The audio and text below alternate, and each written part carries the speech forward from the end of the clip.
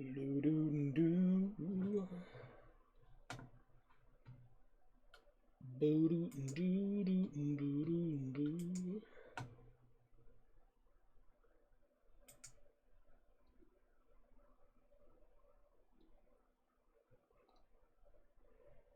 Mic is on. Mic is on.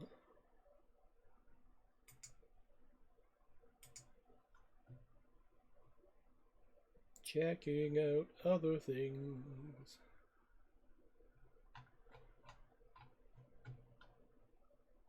Alright. Check out Ye Old Farce book, see if that's going well.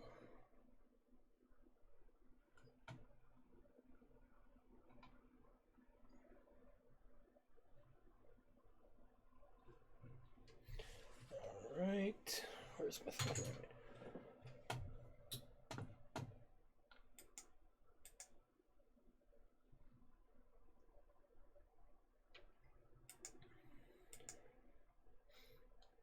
Okay, and I'm going to put out some music for myself. Unfortunately, none of you will be able to hear it. You'll just have to deal with the fact of my cat licking itself in the corner over here right now. I don't know if you can hear that or not. Probably better that you don't. But yeah, this is the last day from Indiegogo campaign. I thought today was the last day, but apparently it extends into tomorrow, so I didn't find out till later. So that's kind of funny. All day I've been like, it's my last day, and I look at the time, it's like, oh, I missed that by a good 10 hours. Oh well.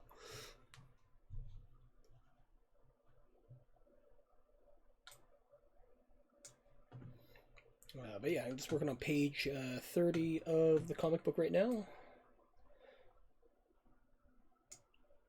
I'm just chipping away at that. And then hopefully I'll be able to get on to page 31 and 32 by the end of tonight. But like I said, I'm just going to find some music here.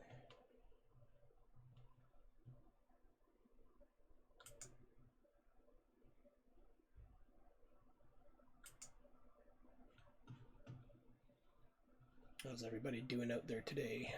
Hope everybody's doing well. Hope you can hear me fine.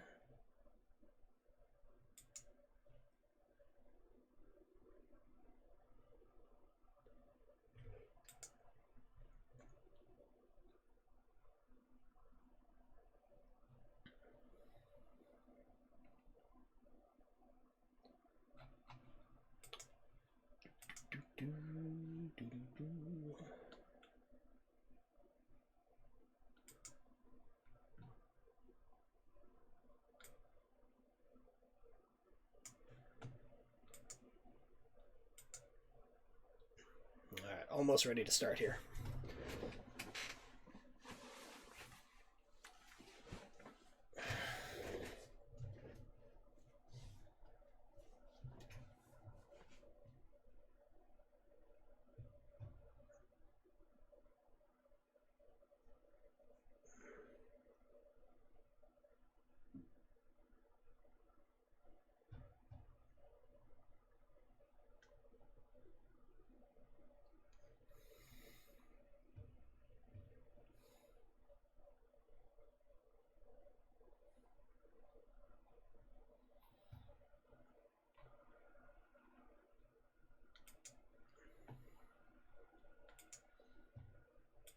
All right.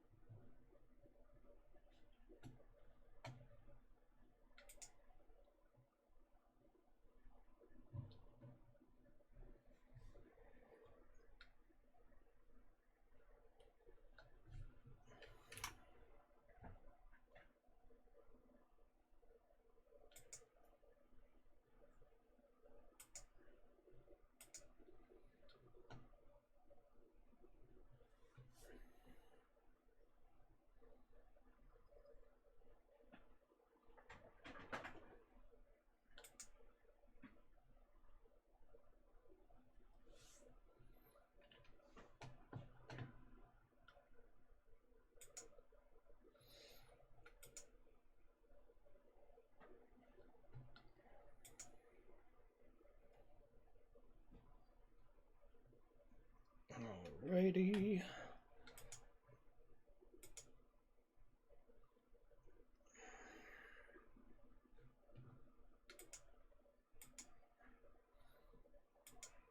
Almost. So the Indiegogo campaign is in its final day right now. It's sitting at 5/2/43. There's 28 hours left. Oh yeah, I'm just gonna see how it all kind of pans out. So just kind of like let it be, play it where it lies. That's the word I was looking for, the phrase I was looking for.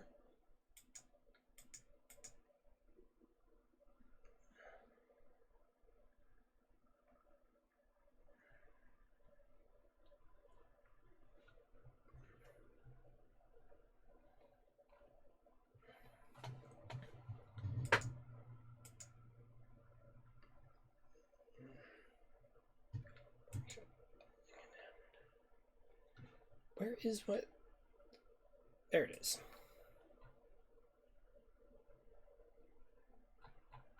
All right, cool.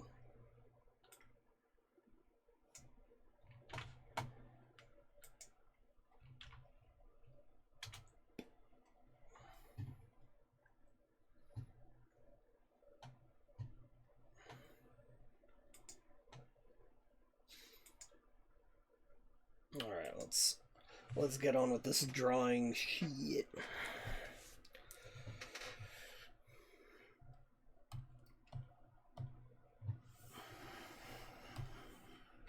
I'm listening to some drum and bass right now.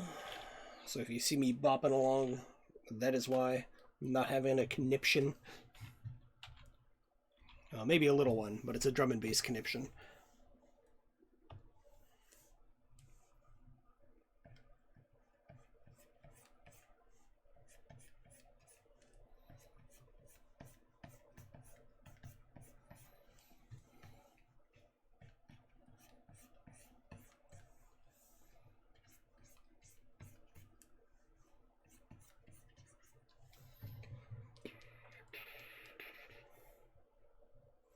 Let's keep an eye on the chat here, because every now and then somebody will pop in, and there's been many times that I've missed a lot of people because I get absorbed into the drawing, you know?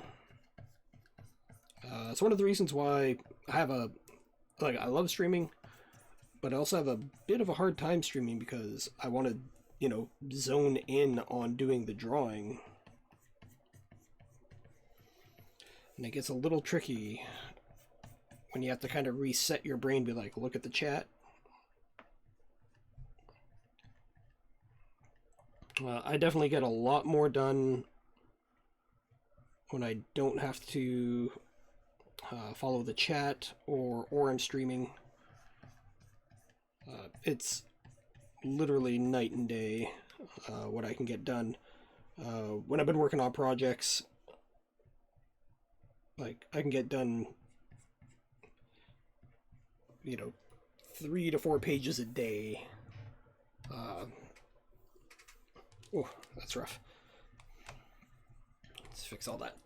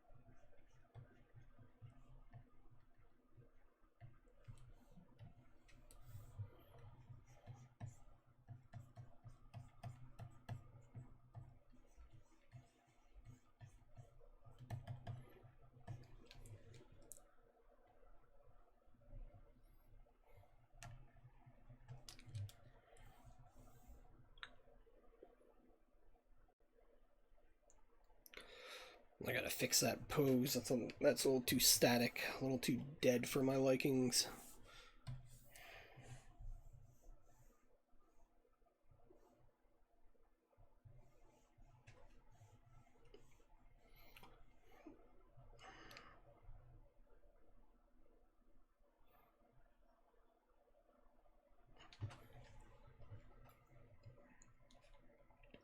And I'm also contemplating going back in and readjusting this thing.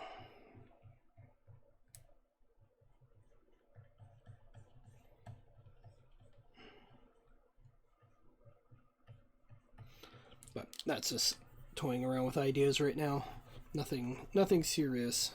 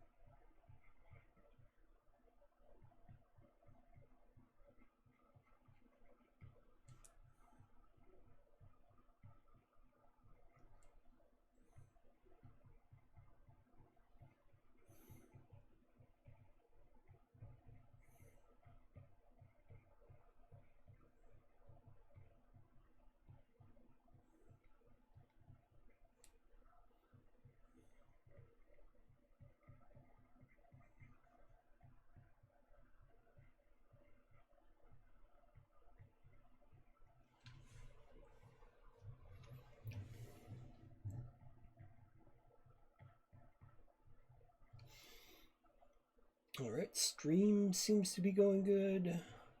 I'm not clipping out, so that's good.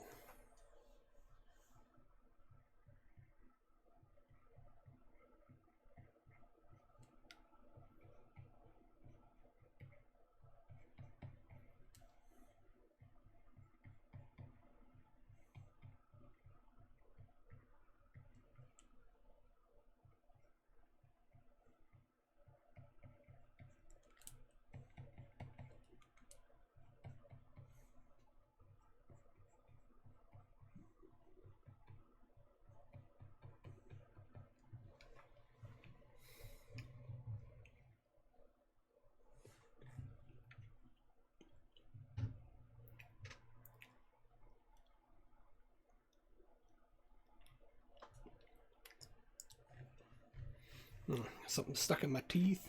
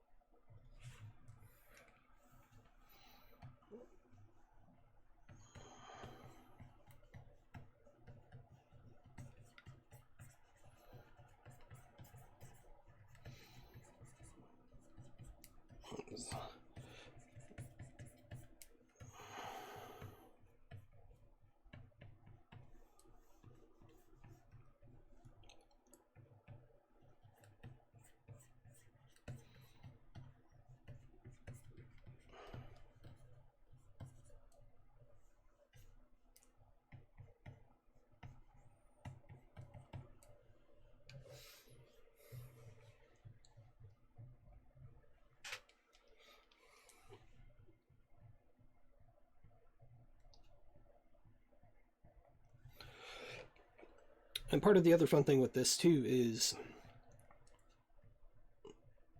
I know that my style for this is going to change over time. I will find my rhythm and my groove with the characters and the style in the future. So it'll be fun reading this and seeing how everything evolves over time, which is something I'm looking forward to, because that's one of the things with tattooing. Like, yeah, I had a style, but it's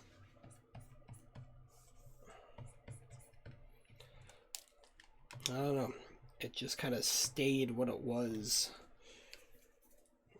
And I always found it weird with tattooing. It's like you're trying to achieve these predetermined styles already with your own little, like, your microcosm of flair to it. But that was, in whole, never that appealing to me.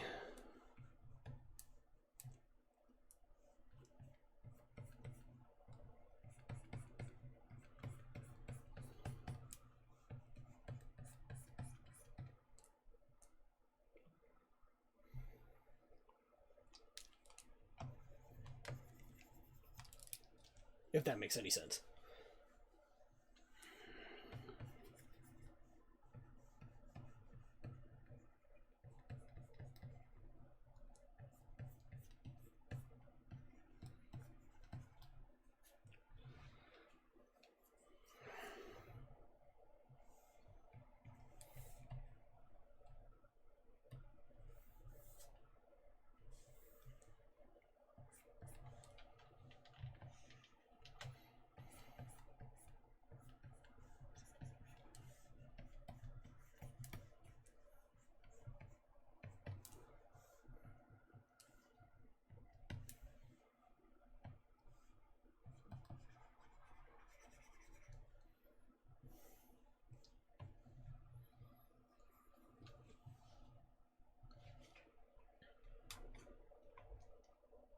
There we go. I'm looking up at the ceiling.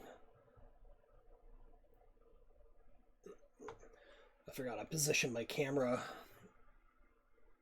I was taking some high angle photos. I end up posing a lot for my own stuff, so if there's an angle that I want, out comes the camera.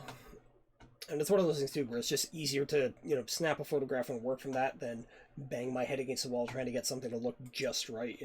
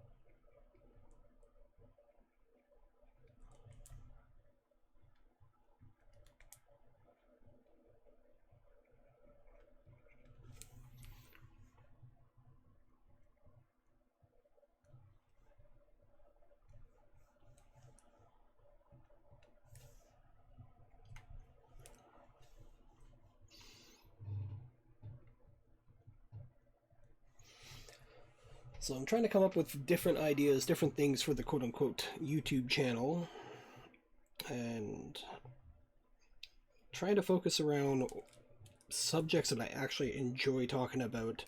Um, I absolutely detest talking about politics.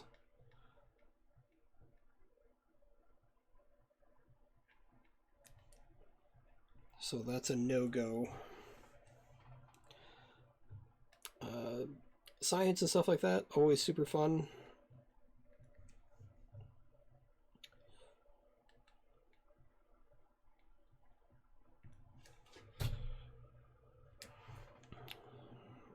Cryptids, all that kind of stuff. I dig all that.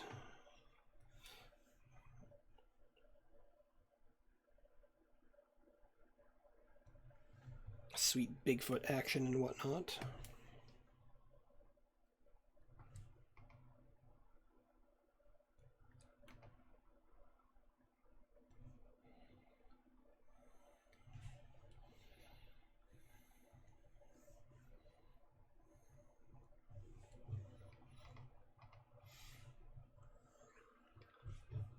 So those are a couple ideas.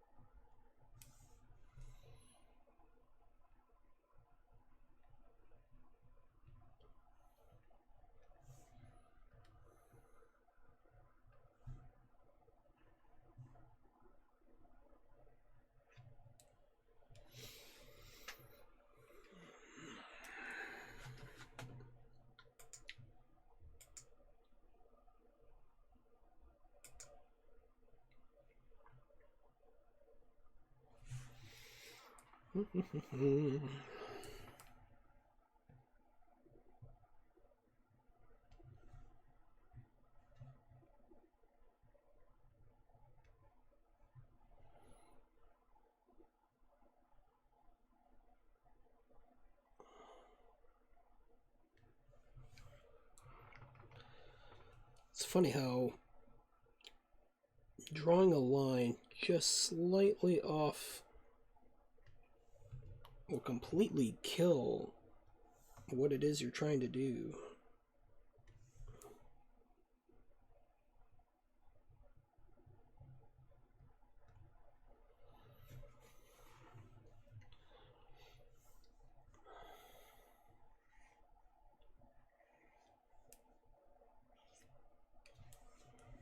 Actually, I gotta tone this down a bit. So there we go. Now I can see what the hell I'm doing. Damn it.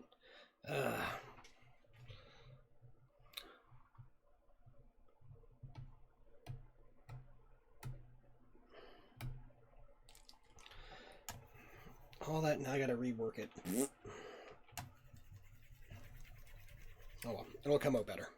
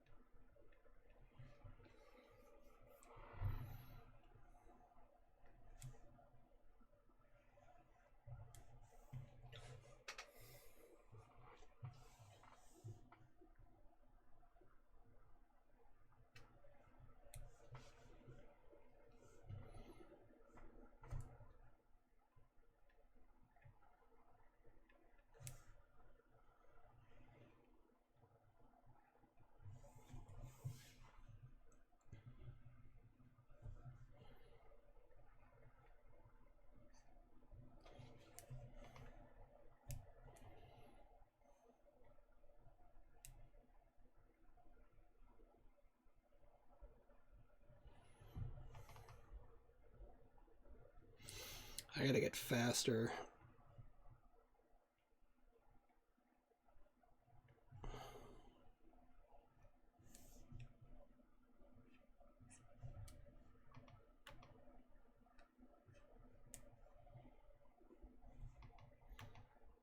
That'll come in time.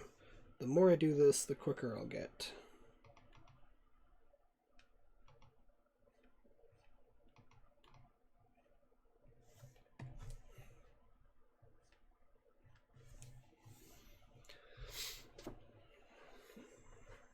Hey, Cairo, what's going on? How's everybody doing? We got Cairo on Twitch, we got Bloodsand on Twitch, we got Beery on Twitch. Hope you are all doing well.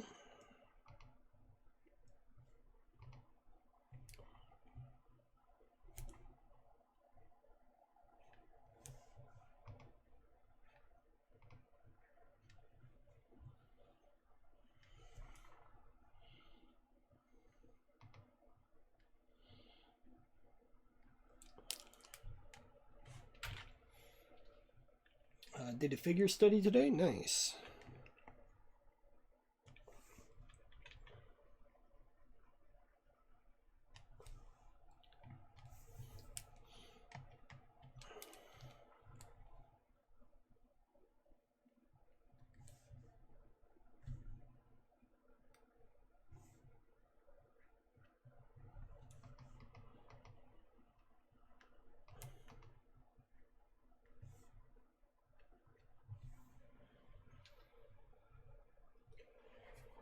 Beery, I'm doing about 90% as good as if I had a fudgesicle right now. Just 3 chilling in Discord. Oh, nice, nice.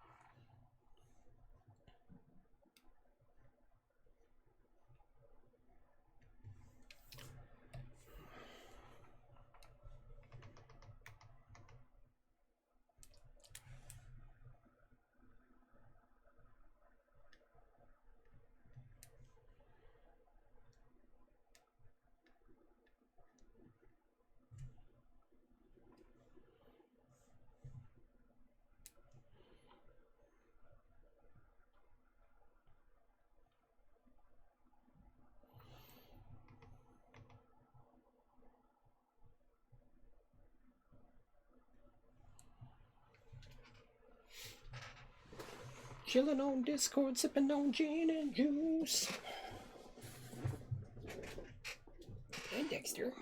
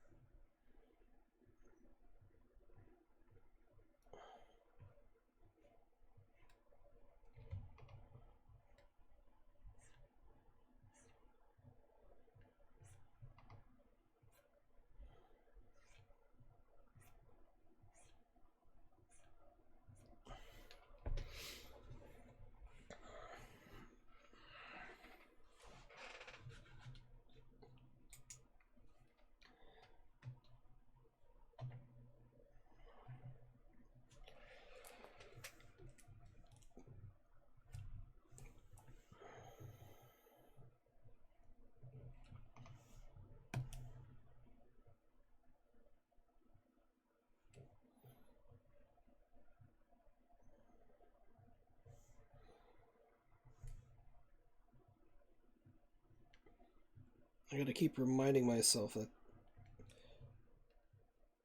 it's about finished and not perfect.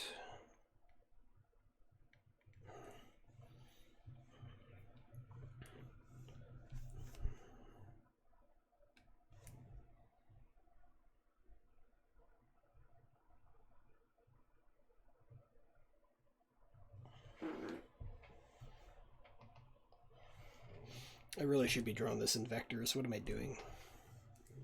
Make my job so much easier. But it's funny though, because I haven't been drawing the pages in a while, so it's like having to retrain myself all over again.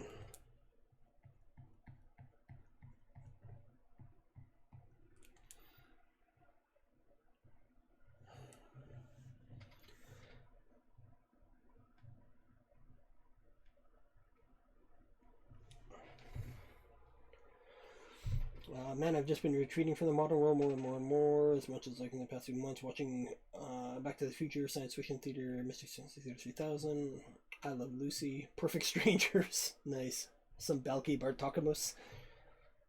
Social media is garbage, yep. The Chans are garbage, politics is garbage, yep. Best just to work out, eat right, play video, watch Guitar Gear videos. Yeah, man, keep it simple.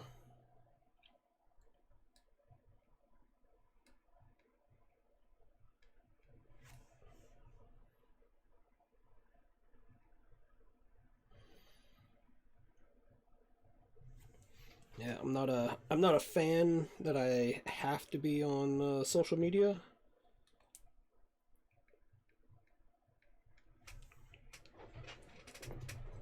You know, who knows what the future holds, but for right now, it's a necessary evil.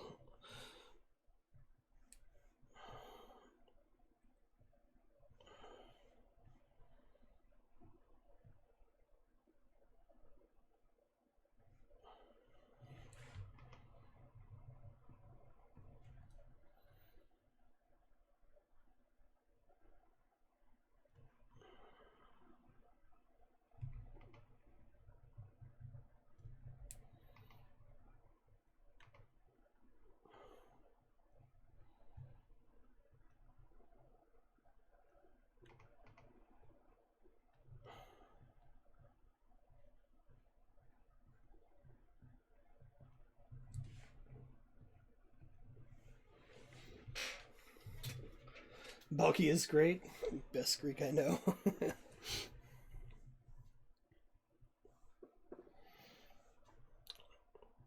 And Kosinleri. Where's he from? Mipos? The island of Mipos?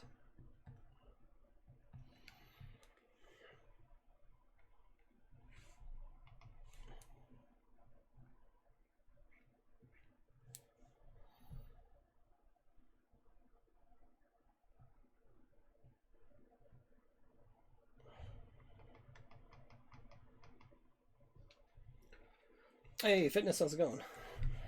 I am back.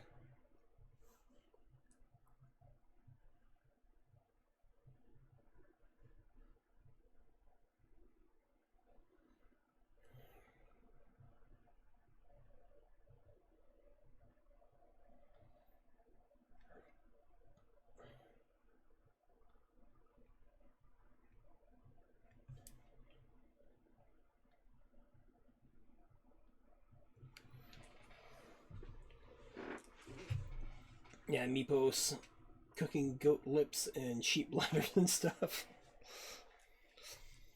I remember the episode where uh, Balky ends up buying a thoroughbred and they have it in the apartment and he ends up getting sick.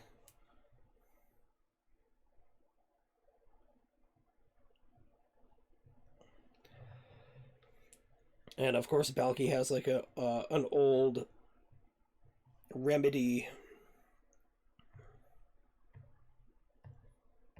to get the horse better. And of course, Larry doesn't believe it. And it ends up being parsley as the magic ingredient that he kept throwing out.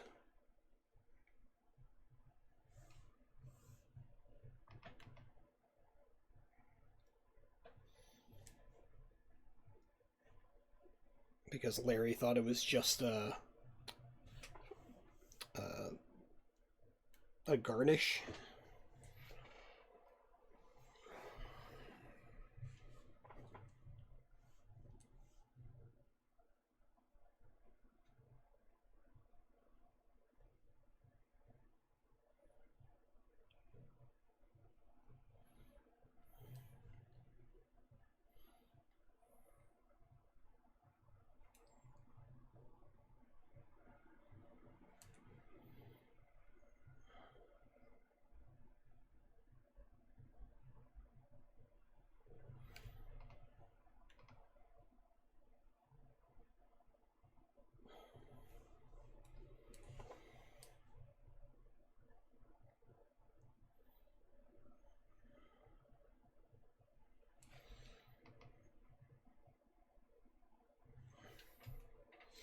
Yeah, I watched that one a few weeks back. Nice.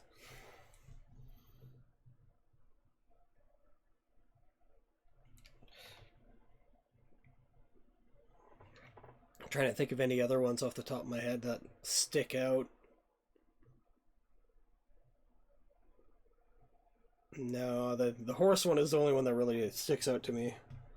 The rest are all just blurs, which probably isn't that bad of a thing.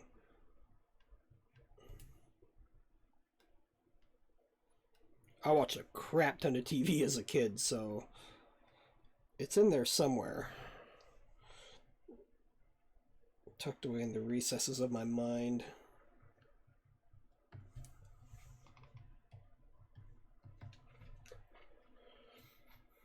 I think all-time classic series was the Ski Trip two-parter. You can go into that blind and still understand everything that's going on. Yeah, Perfect Strangers was up there for a while as one of my personal favorites. Night Court was an all-time fave.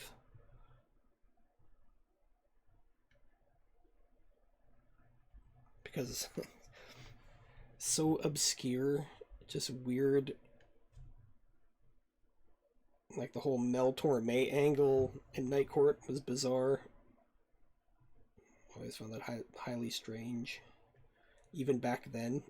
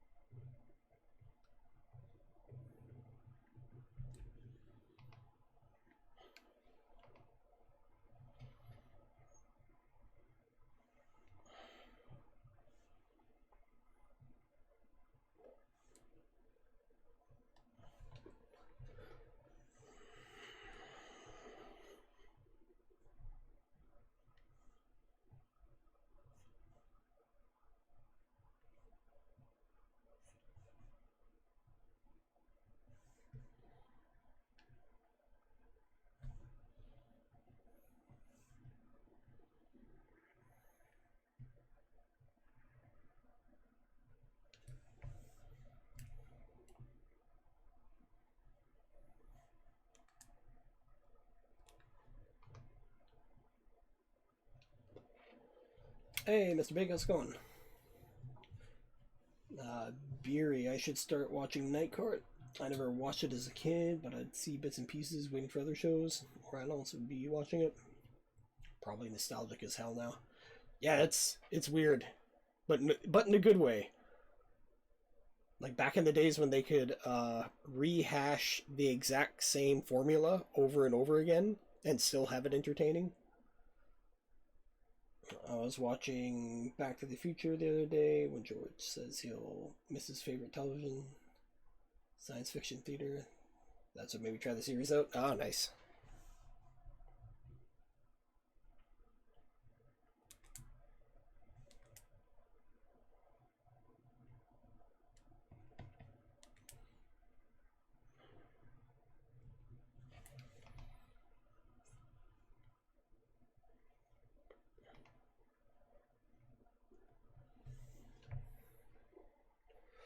Doing okay, tired, got on Twitter, made a mistake doing that. Yeah, it sounds about right. Fucking trash fire that place, man.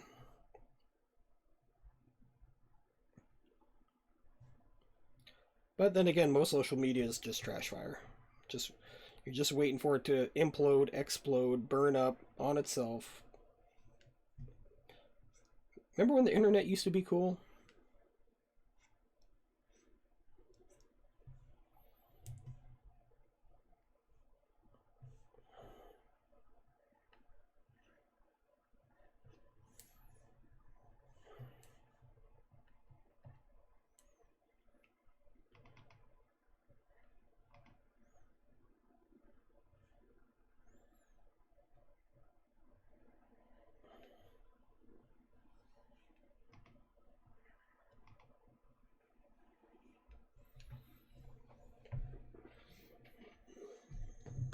Memories. By the way, November 12th, 1955, Sunday was the channel proceedings.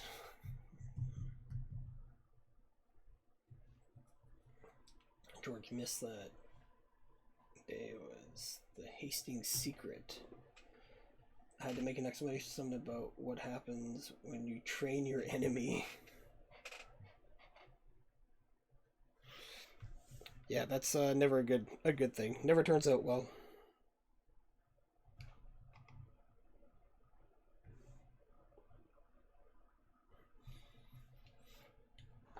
Beery, there's also the part 2 where it's what's his name? Oh, I'm forgetting his name now. Butch? Is it Butch? Anyways, the guy that George knocks out. Hey, Cosmic Horizons, thank you for the follow.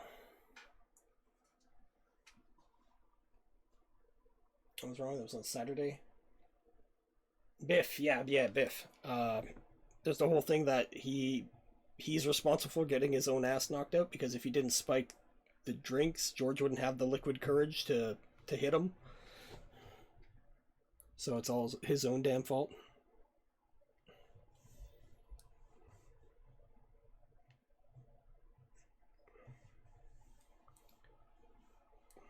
But in the best possible way, you know?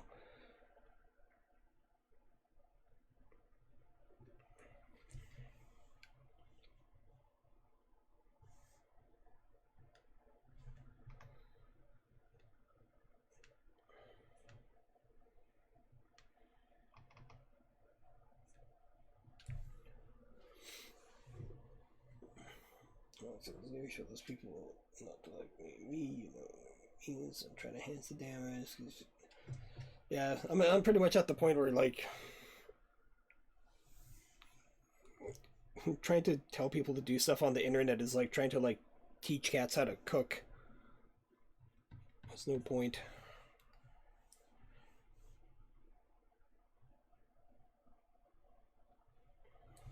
I think I'd have better luck trying to teach a cat how to actually cook.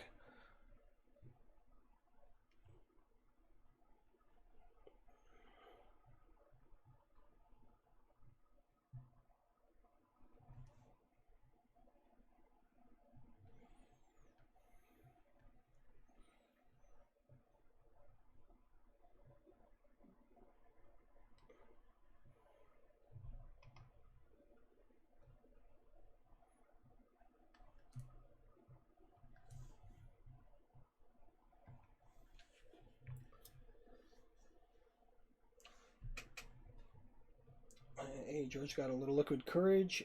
Biff was well past the liquid courage phase. See, George, there every bit of Chad into his first. His Chad grew 3 times that day.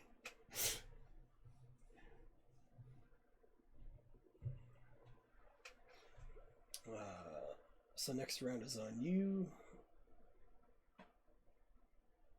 I don't know what you're talking about.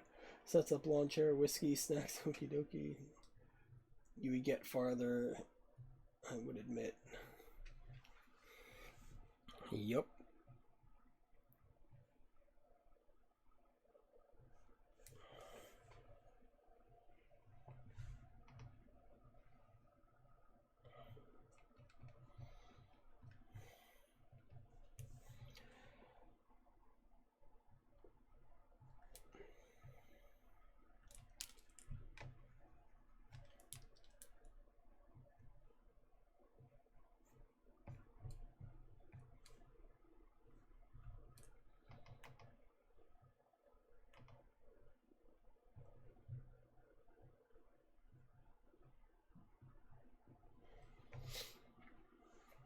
Part 2 and 3 are excellent.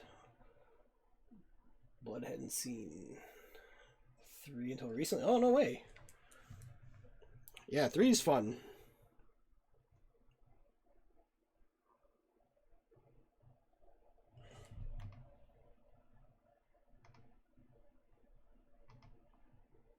I remember seeing 3 in theaters.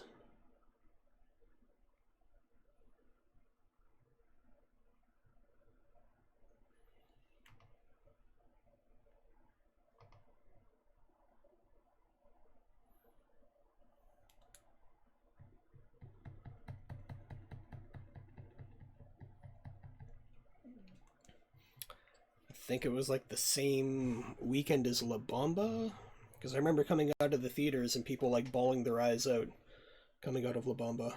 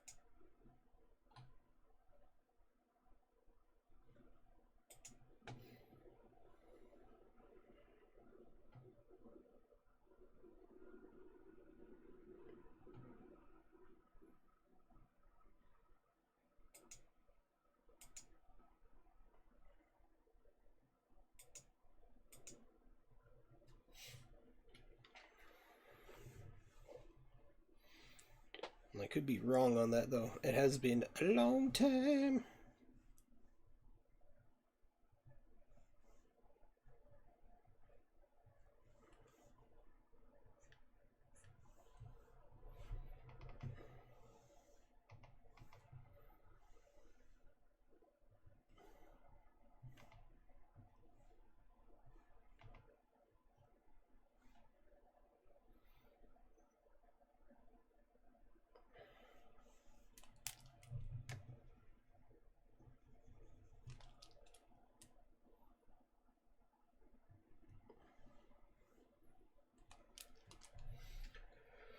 You should look the perfect stranger ski trip when you get cool.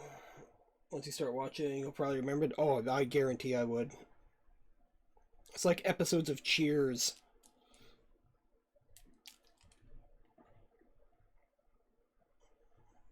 Cheers, Night Court, Golden Girls.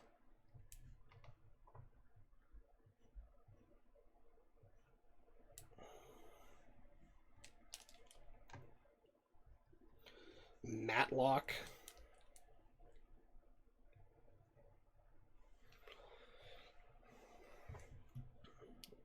Countless hours logged in front of the television.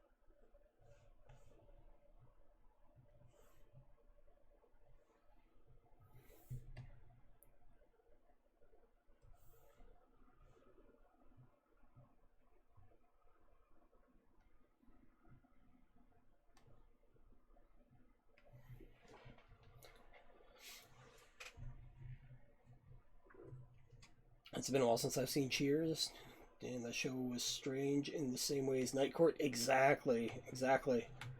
Nearly every episode in the same location. Yep, yep.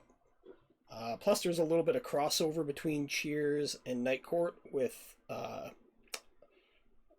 the Judge Harry, because he shows up in Cheers. I think is like a con artist. He's always trying to pull a scam or something. If I remember correctly.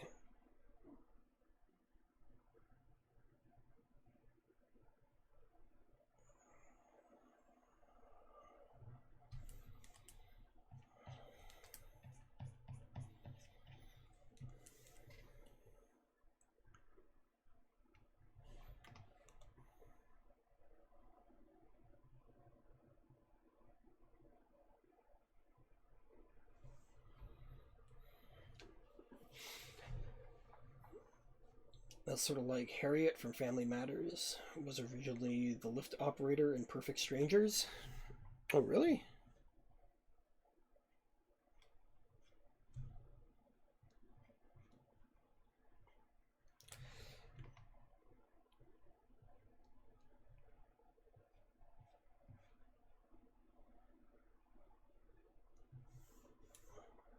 Yeah, I think.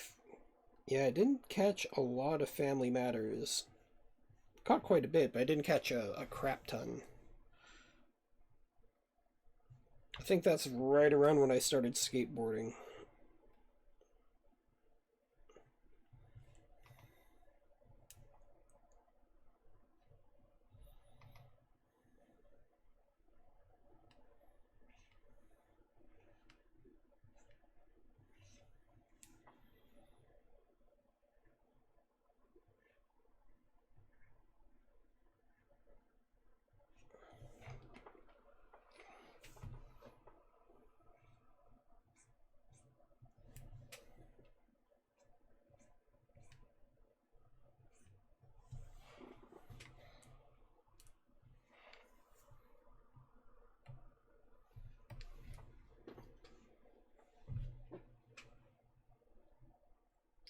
Finally did the thing.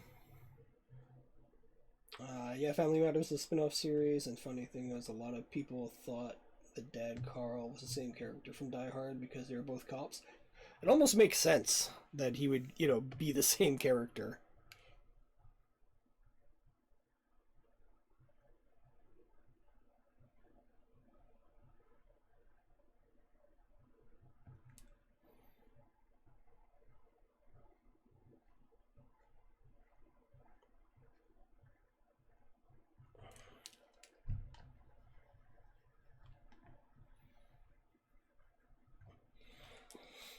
And yes, Die Hard is a Christmas movie.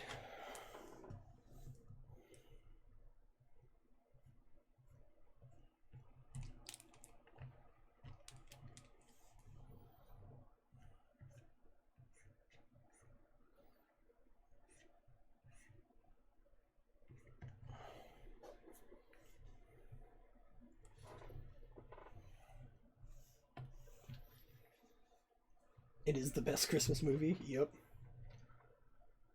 In a lot of ways, they were the same character, just different names, lived different cities.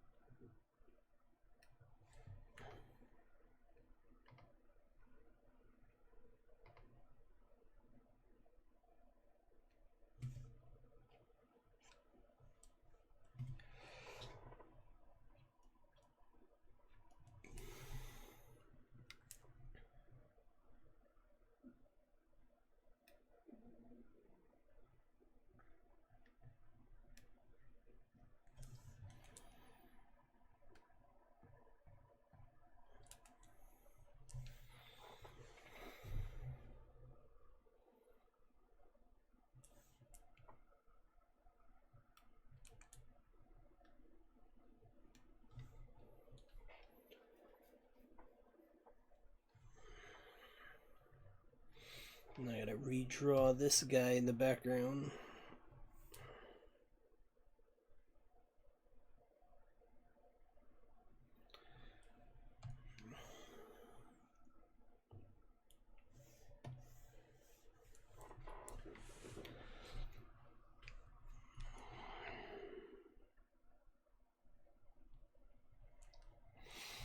I gotta leave room for a word balloon, possible word balloon, possible word balloon.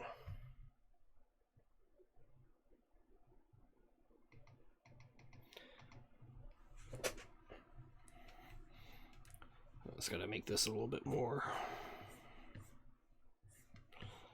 Just a little bit more oomph.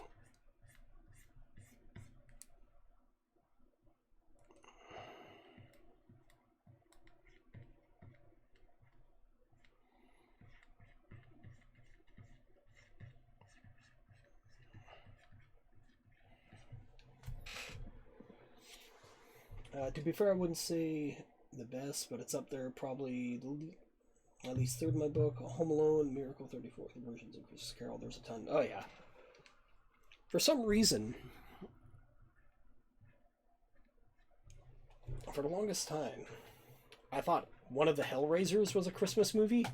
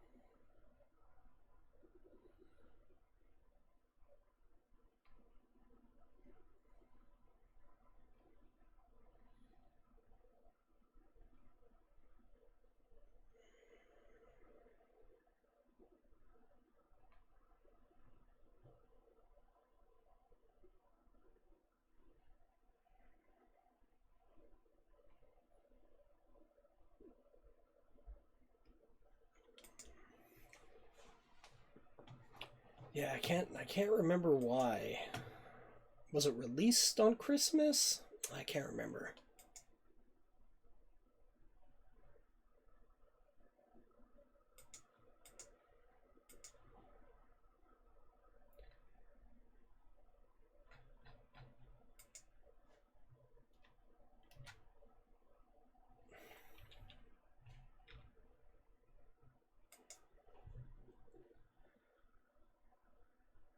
Well, it's September.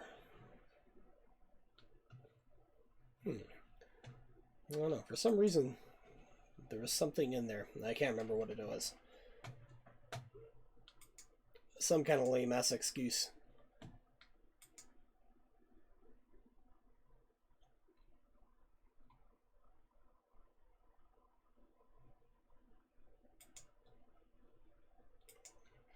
Nothing says Christmas like tearing someone apart, yet keeping them alive for sheer pain's sake.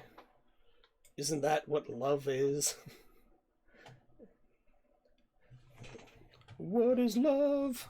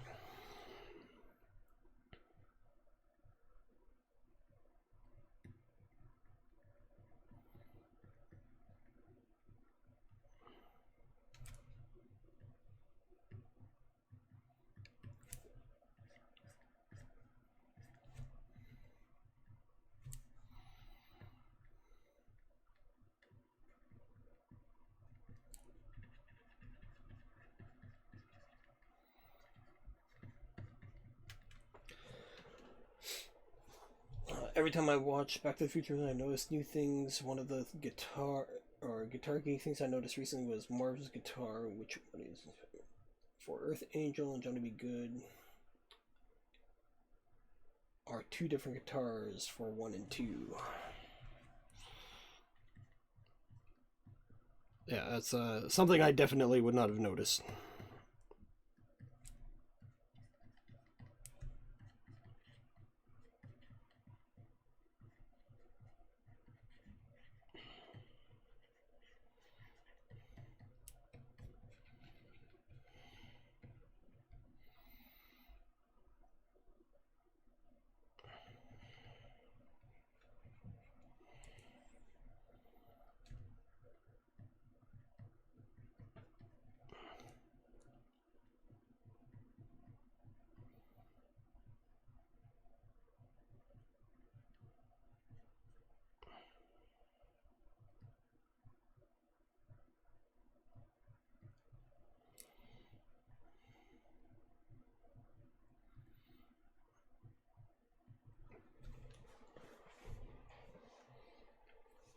let's see. In the first movie, the 12th fret inlay in the single becomes easy to tell which footage is stock and which is newly recorded. To you, maybe.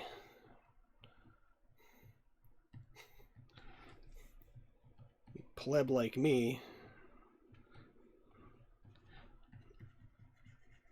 I still have no idea.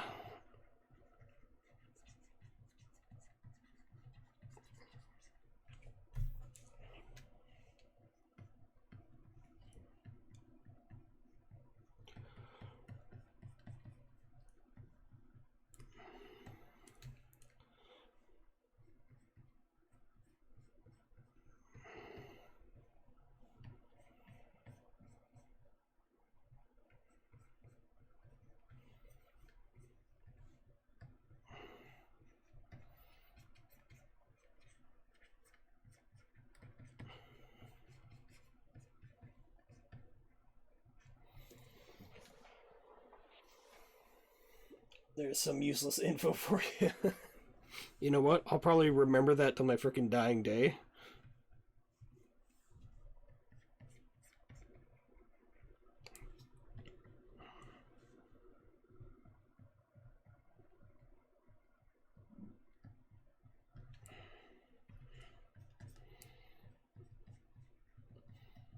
Yeah, I'll have my remaining family members around me being like, what's the number for the vault? Like, I don't know, but did you know this?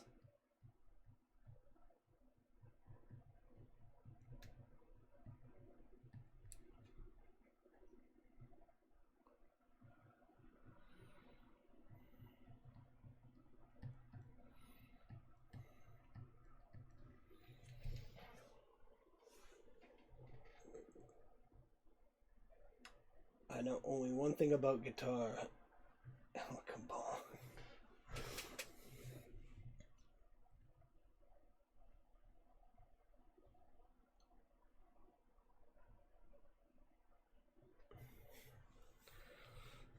It's funny, I've actually been watching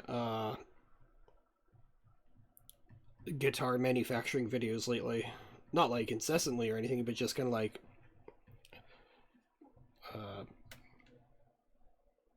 it'll just kind of roll up and be like, hey, we made a guitar out of, you know, this and that. And I'm like, oh, let's check that out.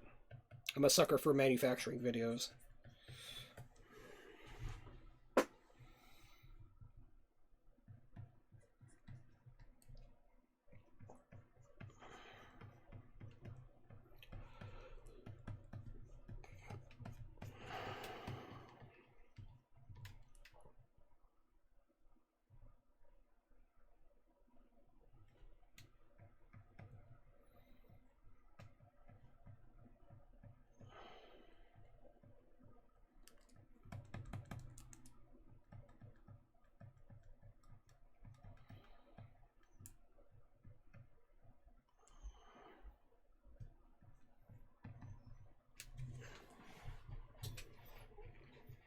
There's a cardboard guitar and it works. It sounds decent. Yeah, I actually just watched that one today.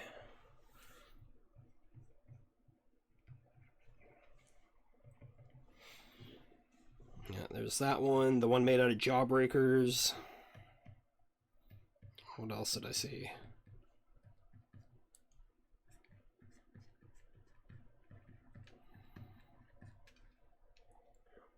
The acrylic resin pour one. There's a couple other ones in there.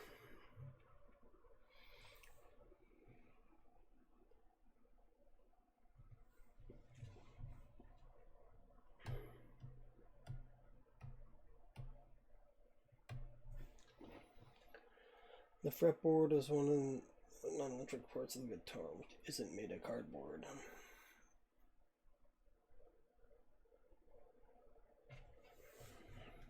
Yeah, I skimmed through it. I was like, man, this is a long ass video. It's like, I don't need to see them driving to places.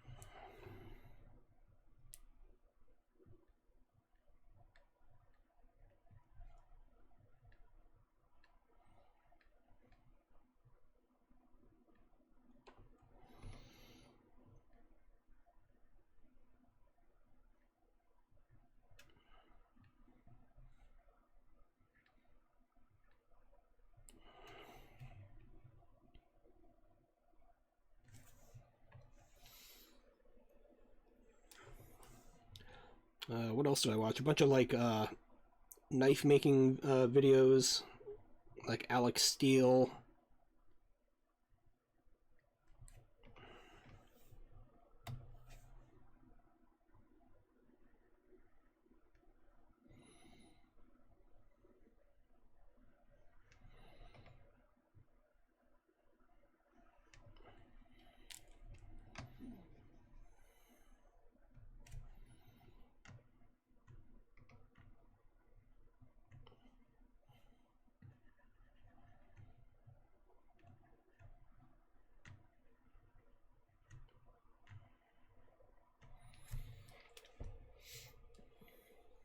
I've been playing guitar for 2 decades, and I just learned another thing about today. Old spec guitars are noisier. With humbuckers, that explains why all my old spec guitars I thought were a problem with the electronics. It technically is, but it's done on purpose. Oh, neat.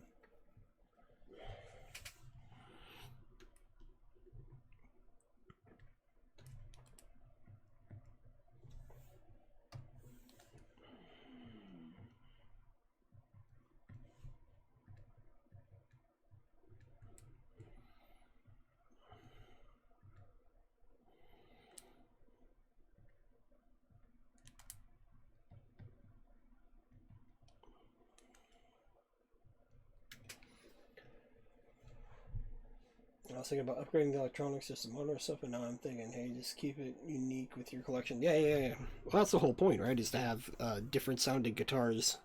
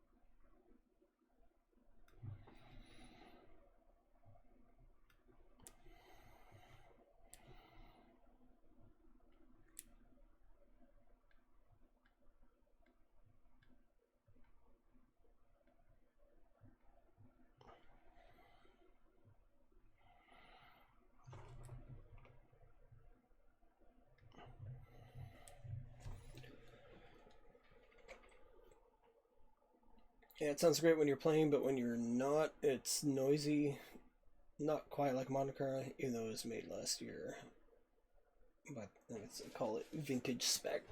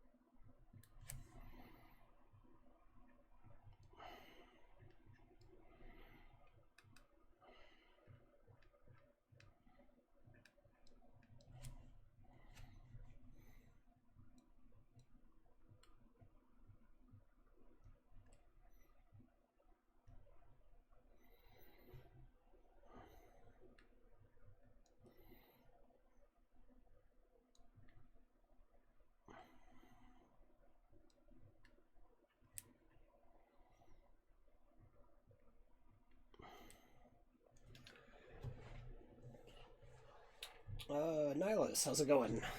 Thank you, thank you. Such a weird term, vintage. Is this a wooden instrument or a bottle of Dawn?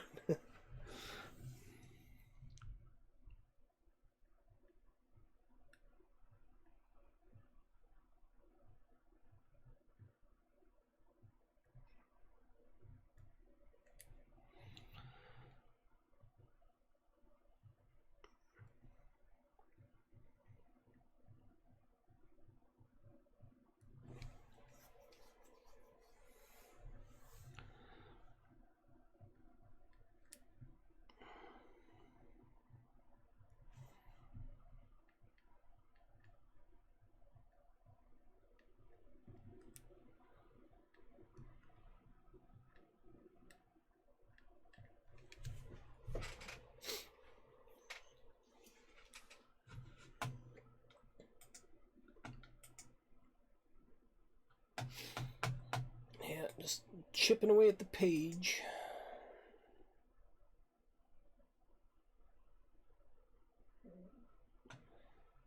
And then hopefully hop onto this one next.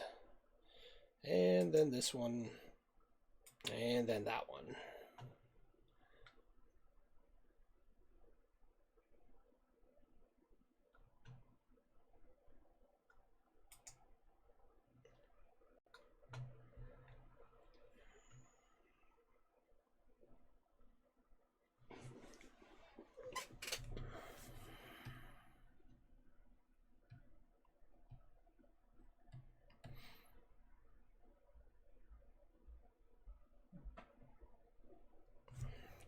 Yeah, try and get as much done as I can before I gotta get back to work.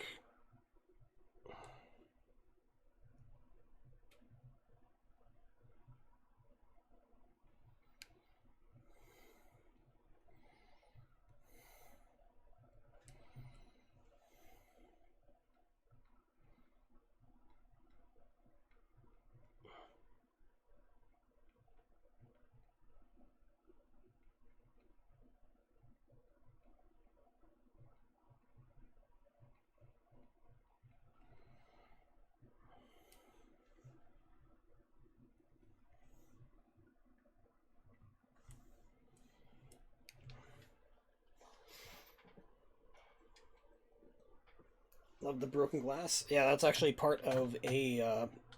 Do I have any of it up here? No, not so much. It's these giant crystal shards, and this big energy thing is ripping it apart slowly.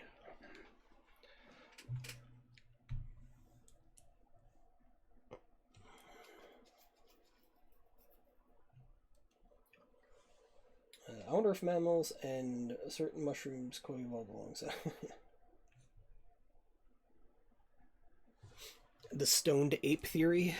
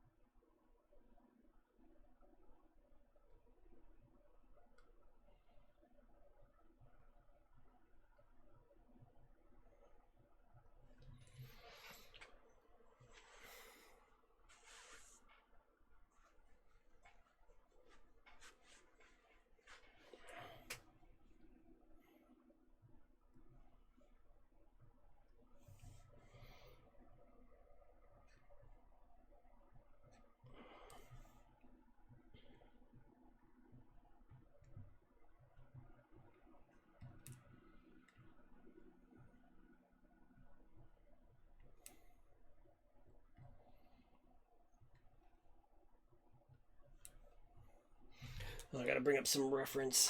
I gotta see what his belt is like. I've redesigned these characters pretty much since the beginning of me drawing the comic book, which is unfortunate because that means I got to go back and kind of redo stuff. But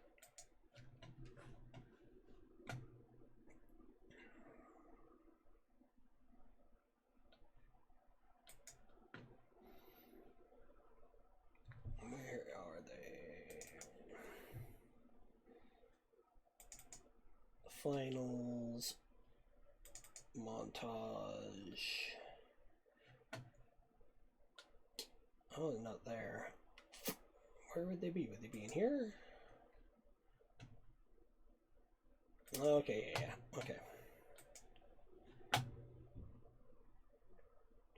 Just make them look like Starscream, it'll be fine.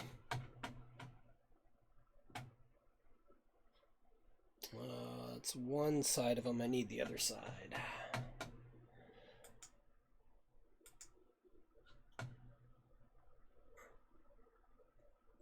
There it is.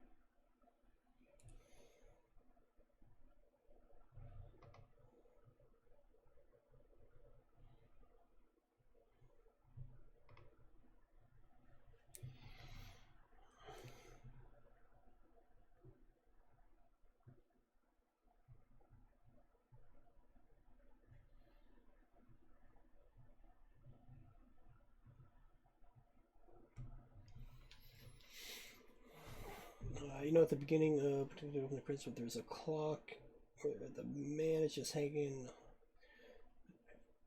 If it's just an Easter egg, there might be something more to it. I have no idea.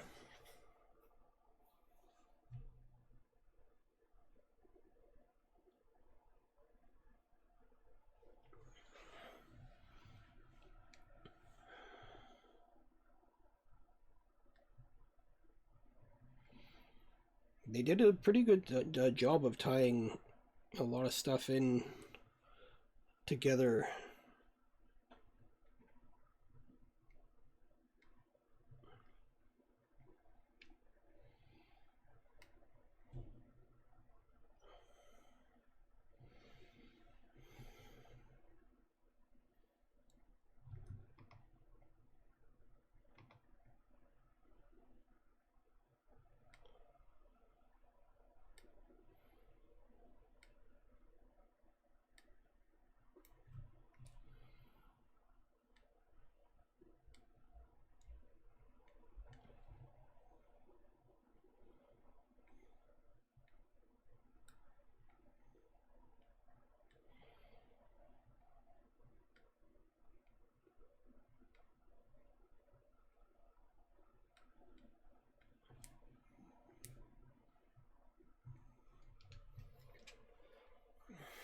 We know that only Marty, who comes to know, comes from the timeline. His father is a doormat, mom's an alcoholic, but maybe that isn't the timeline that first older Doc Brown we see the movies from.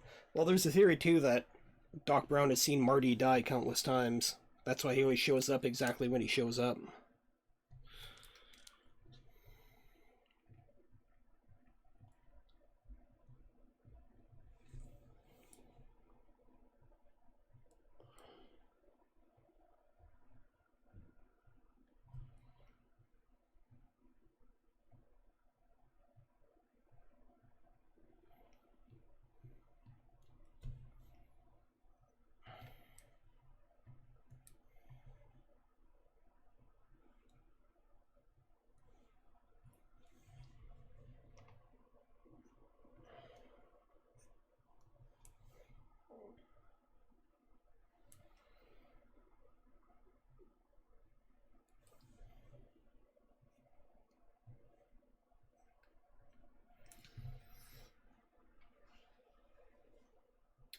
Not only the Libyans shoot him countless times, but the scene where Biff is running him down in the tunnel, he gets run over countless times in that. He also gets shot, I think, in the Wild West a couple times. So yeah, the whole thing is that Doc has seen Marty die a lot.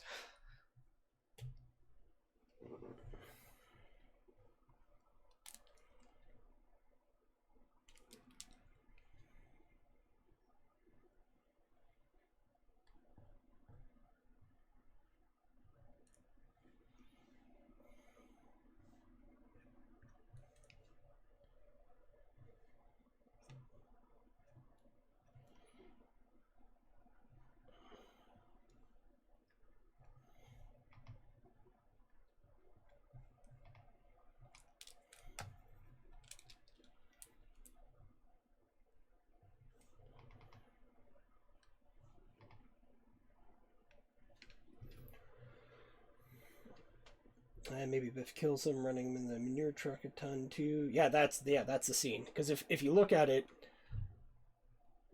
Doc throws down the rope with having no knowledge whatsoever of where Marty is, which means he knows that Marty died there at some point because he failed to be there at a certain time. There is absolutely no reason whatsoever for Doc to be in that position with the rope dropped at that exact moment. Unless he knew, Marty was supposed to be there because he got killed there before.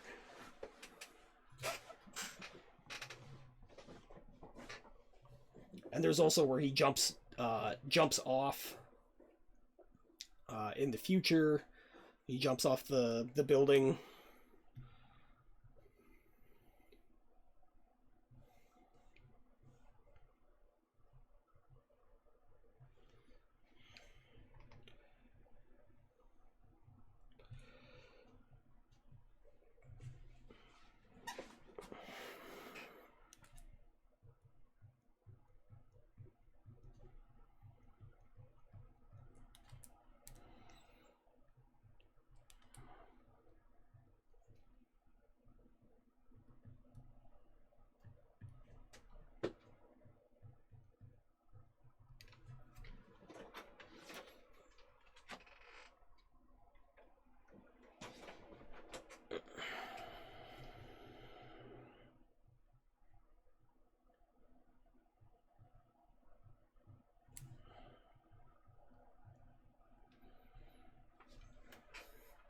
Not necessarily. Biff did come out the other end of the tunnel. Doc was probably waiting for him there. The fact that Biff turned around and sped down the tunnel the other way probably clued Doc. Yeah, but where the hell did Doc show up from out of the blue?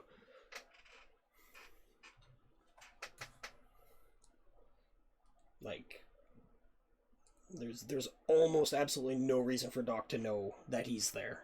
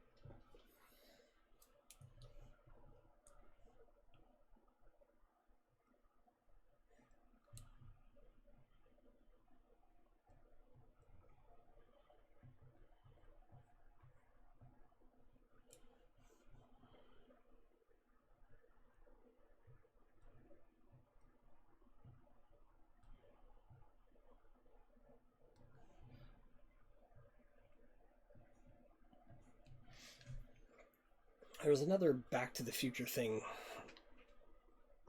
Oh, I can't remember off the top of my head though.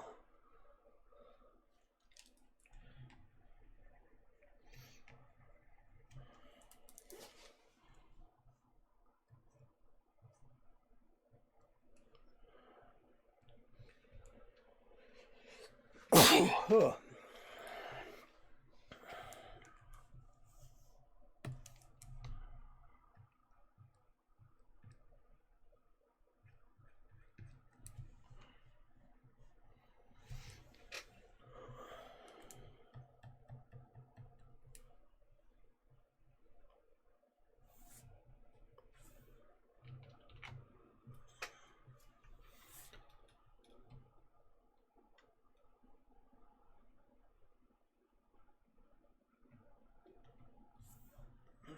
Let's tone loop. That's not what I wanted to do.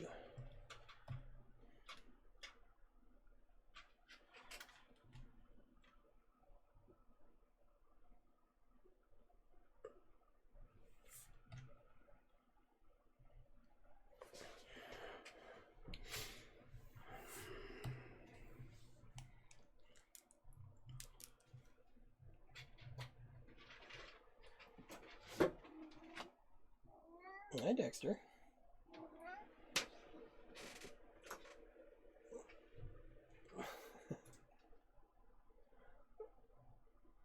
Yeah, but you gotta remember, how many times has he seen it, though? It isn't just by pure luck. Doc has been time traveling for a long time.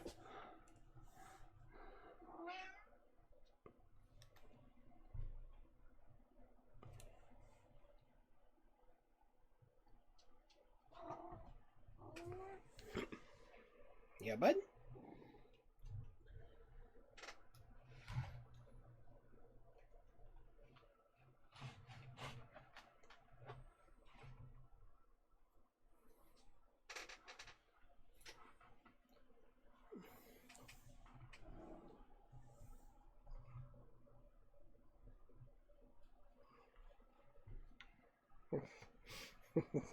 Yes, Dexter?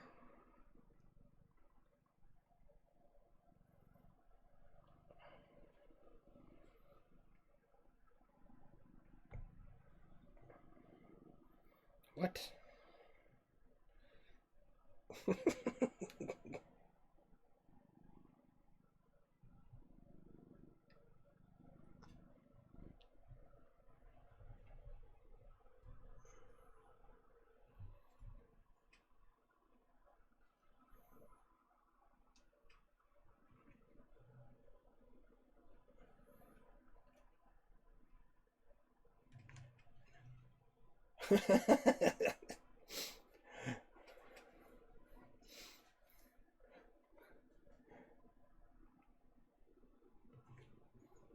Yeah, as soon as you introduce time travel and the character has traveled simply once in the movie, it completely throws everything out of whack because you run into the Bill and Ted scenario where they can just be like, "Hey, let's check under here. Oh, cool, car keys. Ah, remember to put those there in the future."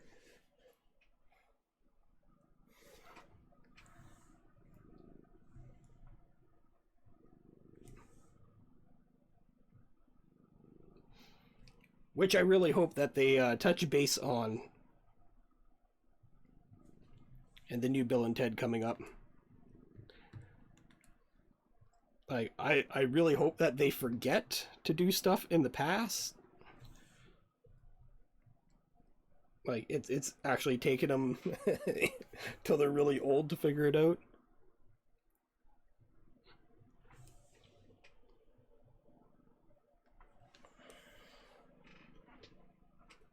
Oh yeah, he's being a big suck right now.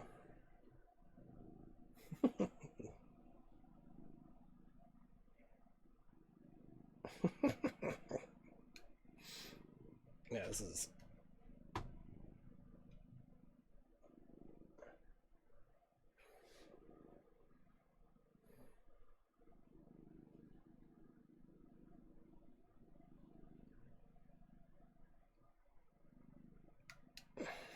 He's just got his nose parked right into my knuckle.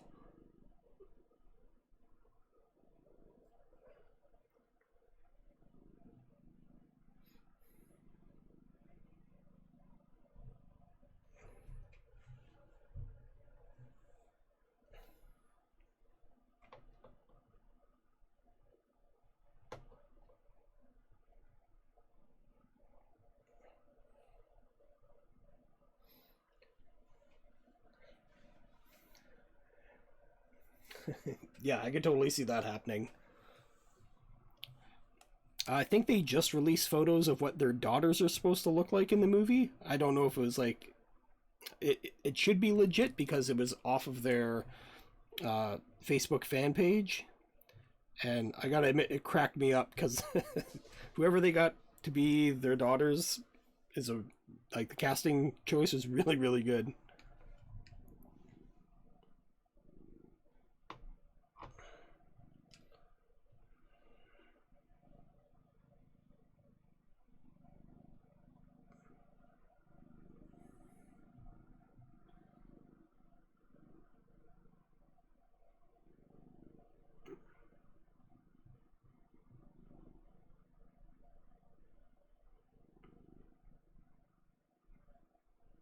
Hard to draw with a cat full of face and a face full of cat.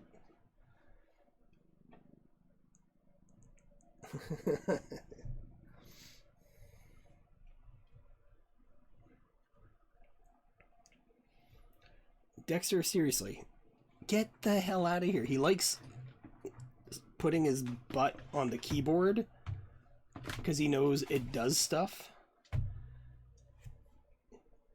Don't act like you don't know. He's fully aware. Ted, you dick. I'm crippled now. I can't do anything.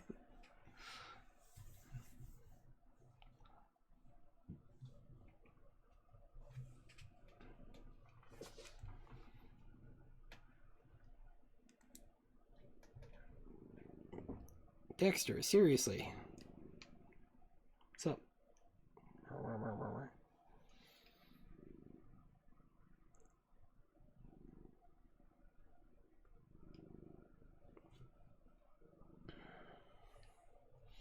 Yeah, do your circle. Sit back down in the same spot.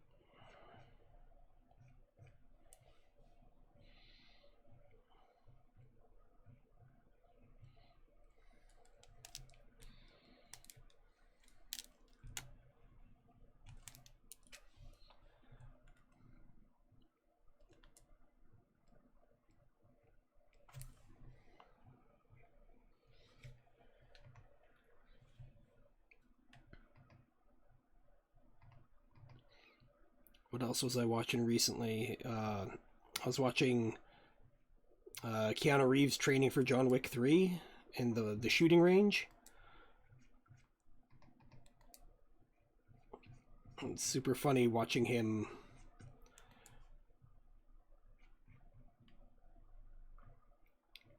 like being ultra dedicated, trying to like, you know, get this gunsmithing down and shooting all this stuff, and he's got like, you know, I think it's like four chicks around him, all obviously trying to flirt with him, and he's just like quite literally matrixing around all of it. You know, he's just like whatever.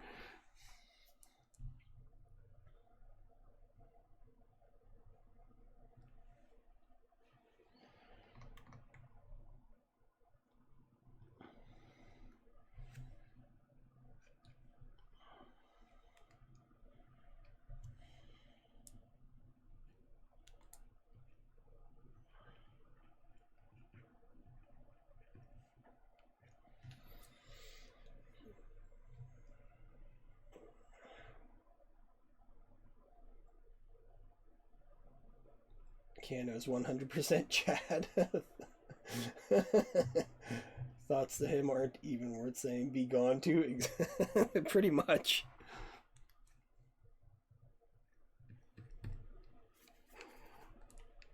Plus, the consistent thing is, like, absolutely everyone says he's like the nicest guy on the planet.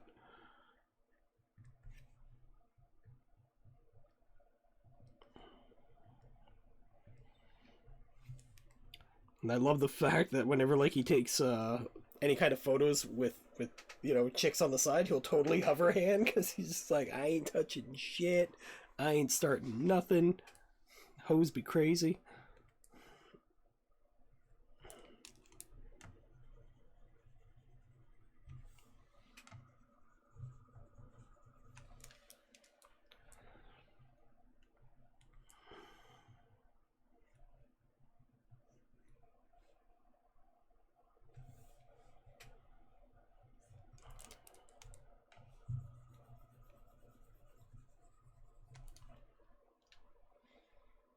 Space Chad.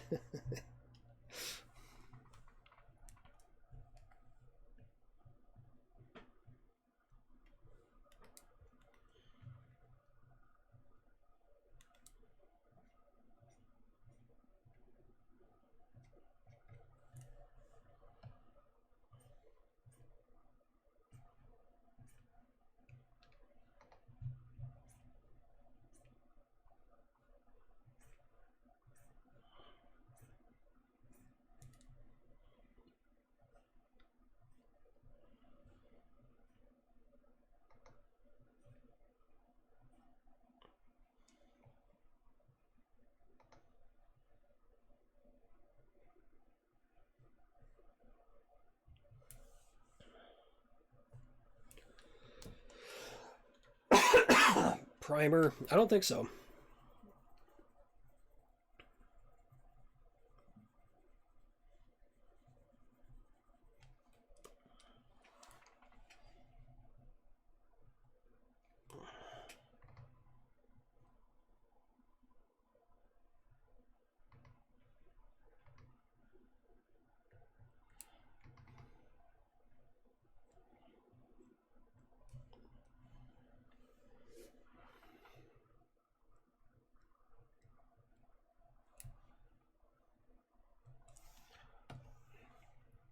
And this is where the G pen comes in.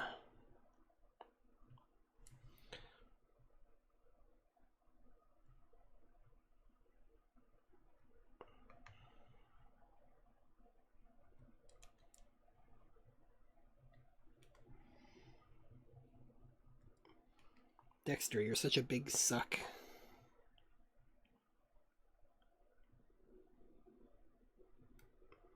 He's totally trying not to get my attention by not getting my attention right now.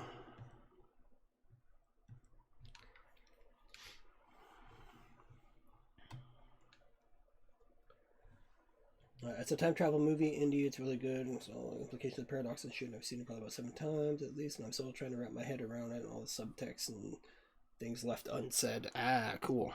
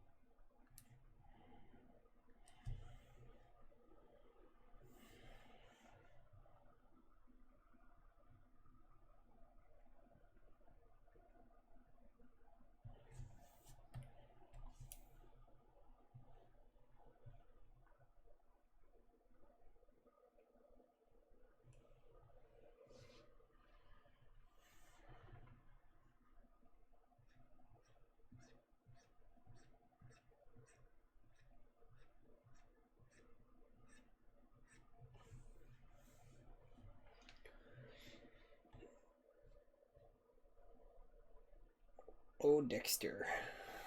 You're such a bum. Just wants to hang out right where I'm at.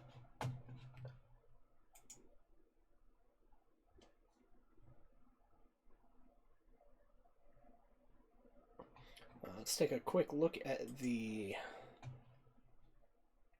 whatchamacallit, Indiegogo. Yeah.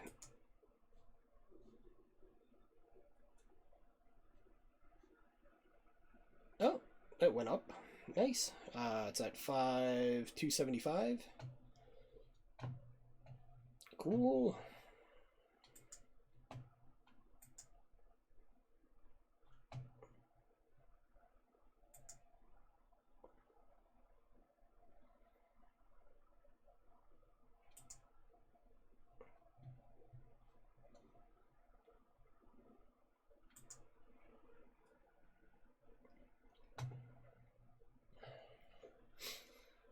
Everything seems to be streaming fine. All right, cool.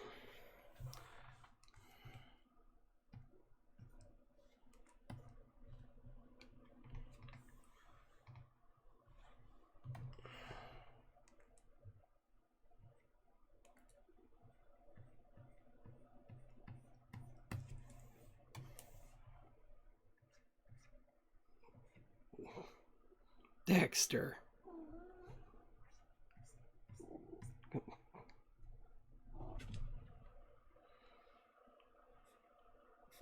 Are you good?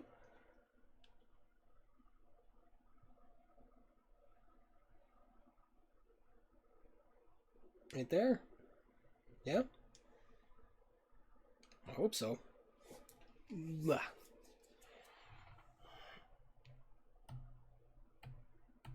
Ah, that's why. Okay.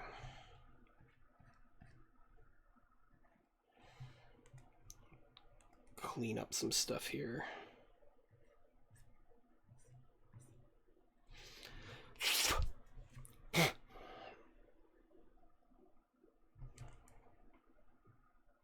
Whoa, that's not what I wanted to do.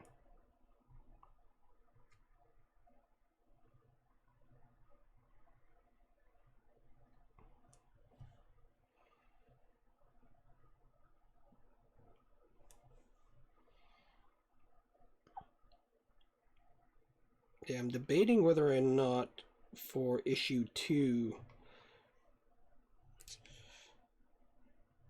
like, I'm thinking about maybe penciling everything digitally and then inking everything traditionally for the characters anyway, and doing all the special effects and stuff, bring it back into the digital, just because drawing digitally screws me up. Like, just because I know I'm zooming in and stuff like that, it really slows me down that way, because I gotta kind of keep zooming in and cleaning stuff up, and my line quality is not what I'm wanting it to be. Oh, cat's got hair all over the place. Oh my god. It's literally everywhere.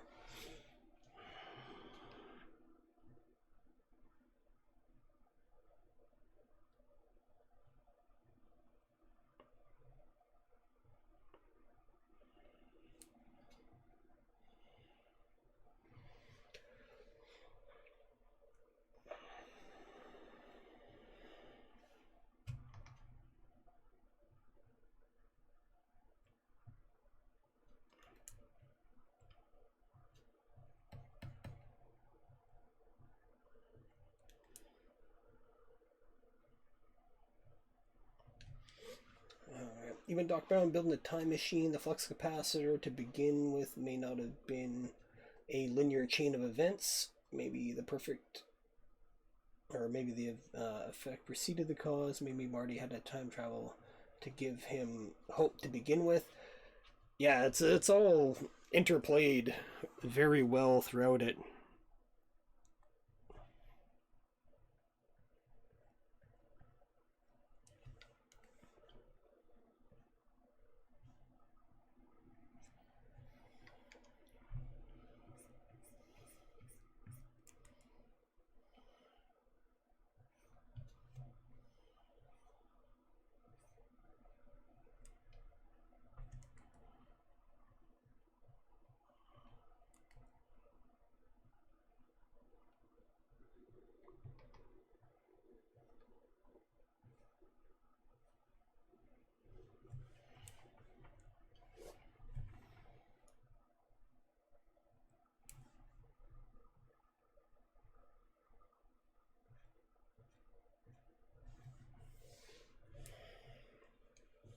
Oh, that's. I was like, why? Where's my keyboard? Oh yeah, I moved it because of the cat.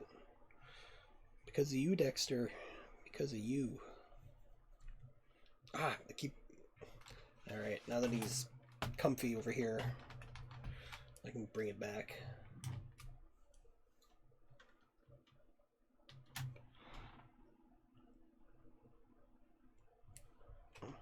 I just know I'm gonna have to come back and edit all this stuff. But it's about making progress on the pages right now. That's what's important.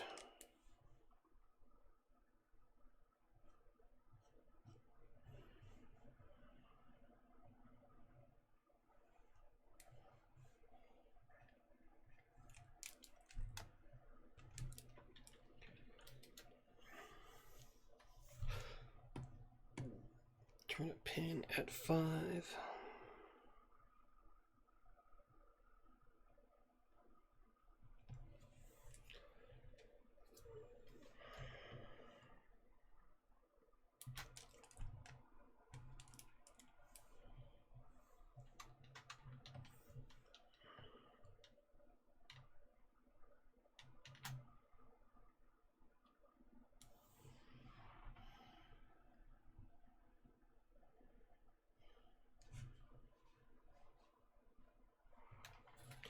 Let's see, so if he's got it there, that technically wouldn't be there. It'd be way, way higher.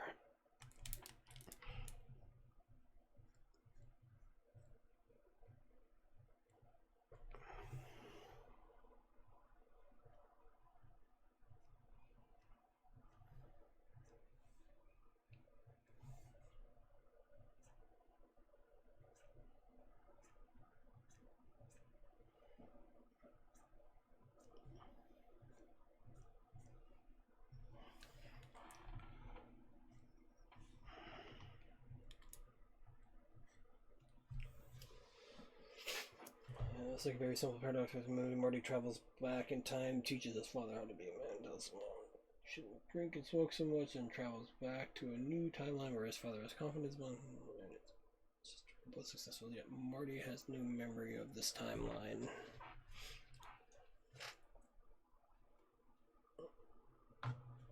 Because there was another Marty timeline where he was being raised in a wealthier, more successful home, conducted.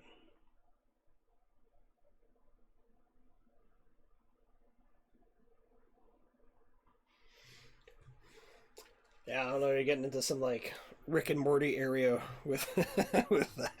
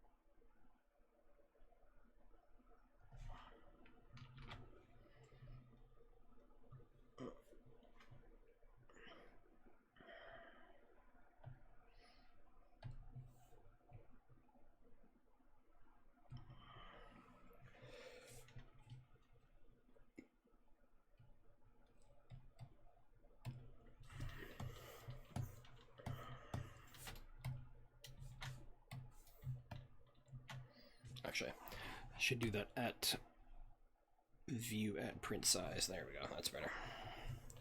And that way it's not going to mess me up. Let's see, could Marty at the end of the movie travel back 1 year and meet himself? And does that? Meets off the memories of the stable family life. I have no idea.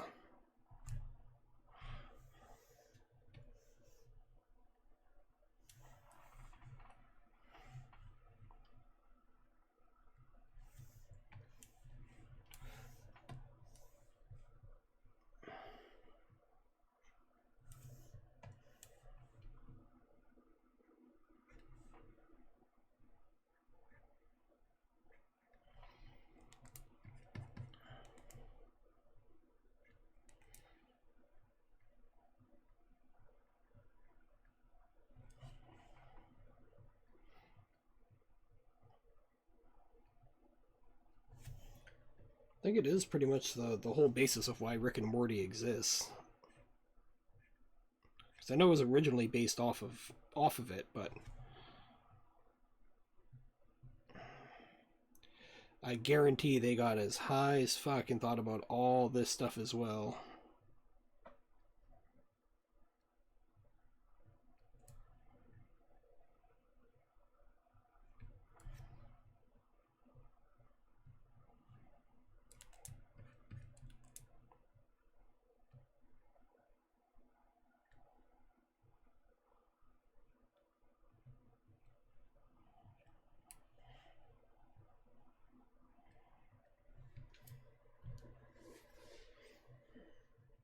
Well, that's a major type of paradox I think the dog was talking about. Yeah, I mean, George not quite kissing her, and subsequently Marty beginning to disappear.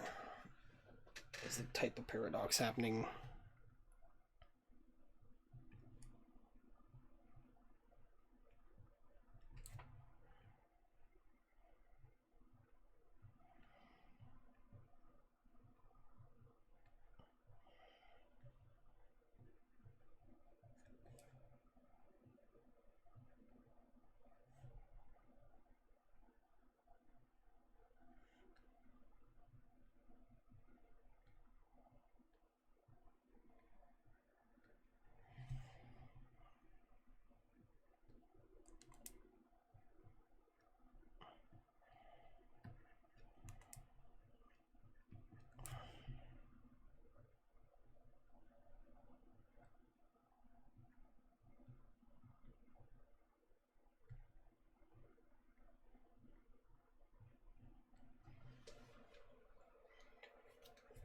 Let's see. Maybe the doc in the first part of the movie was just trying to engineer the perfect Marty Perfect time for Marty to live in for decades and decades. Maybe he was never killed. Maybe he was already color vest in the beginning.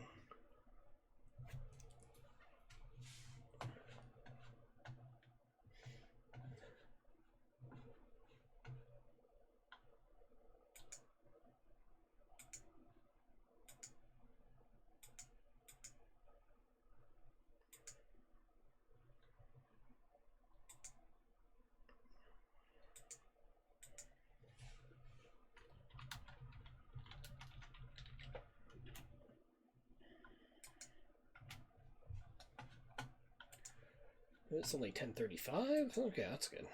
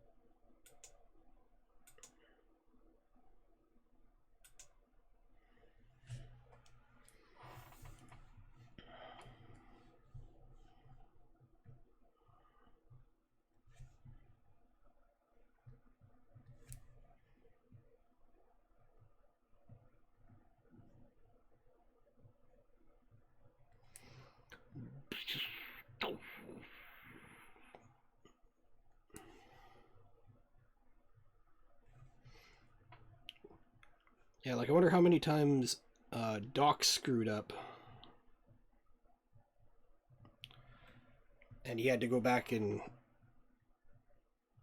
you know, potentially save himself at some point. If that's even a possibility. Again, we start running to the whole Rick and Morty scenario.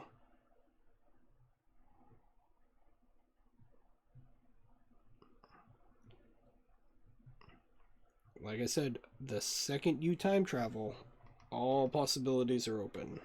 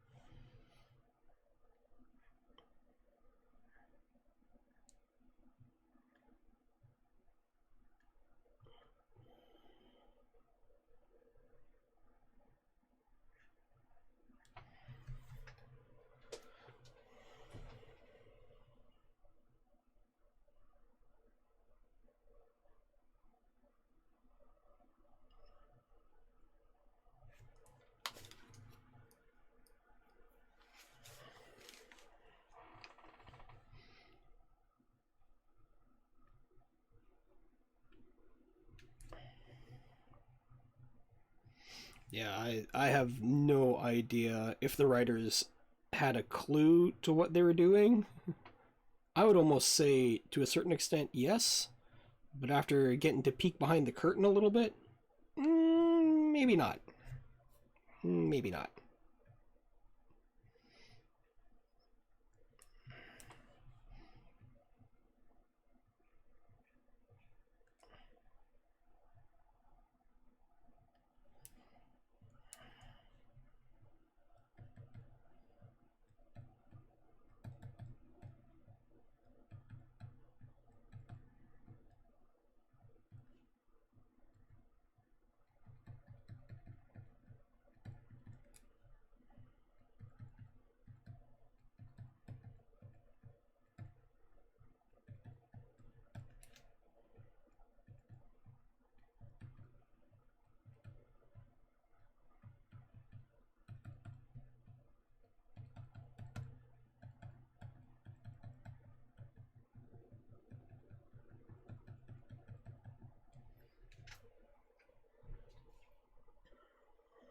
That's what primer is like, but nothing about all these paradoxes I never noticed before. But then actually talking about it and showing them, there's a lot of unsaid stuff that is still.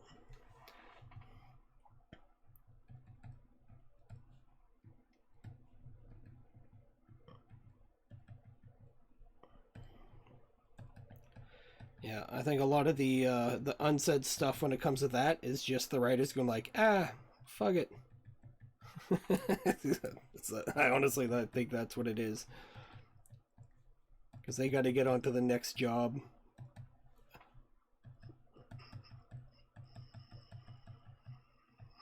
I'm like, let the viewers figure it out.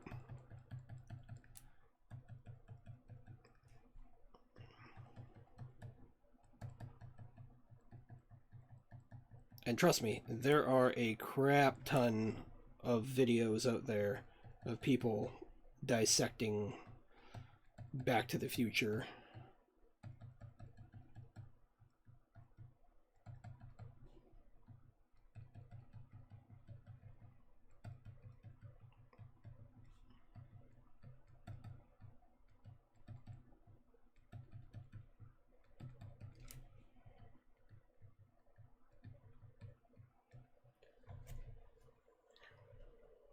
Here's this turd.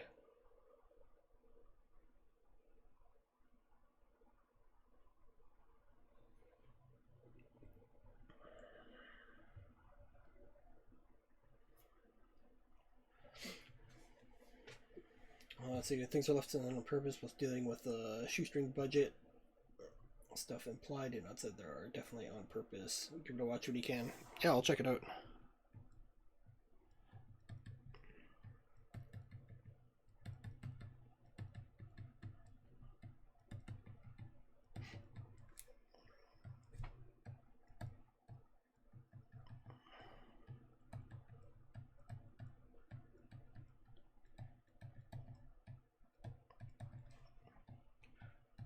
Primer. Sounds familiar. I can't pinpoint it.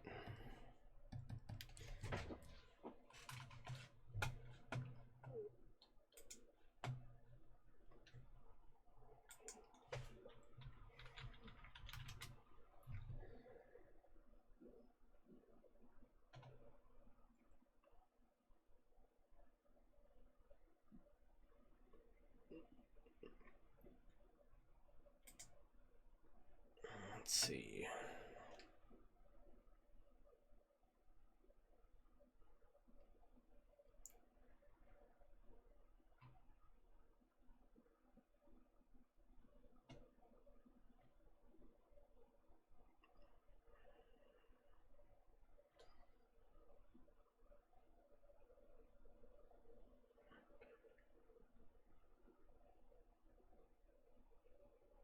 I haven't eaten since later today.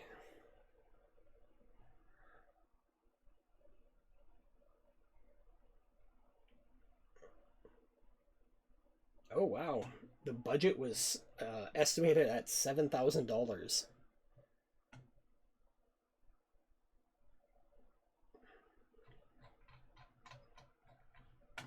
That's pretty cool.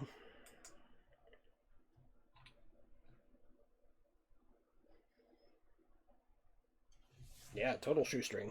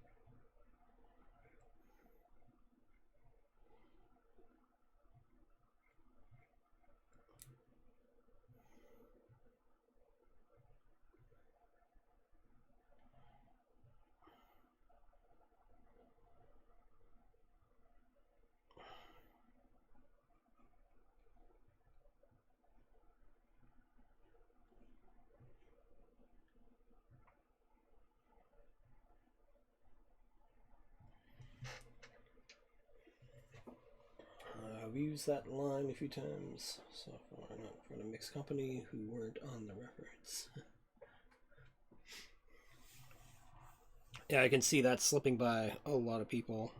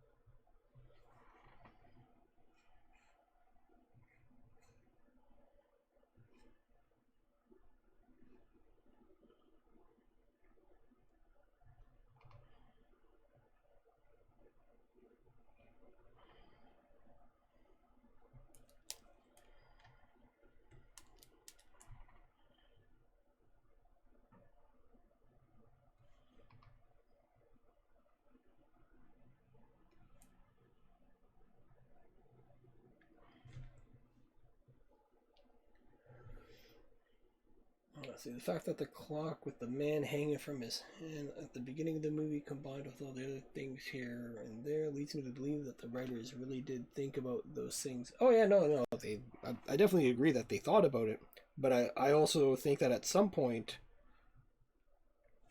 they were just kind of like, okay, we'll just leave that one alone.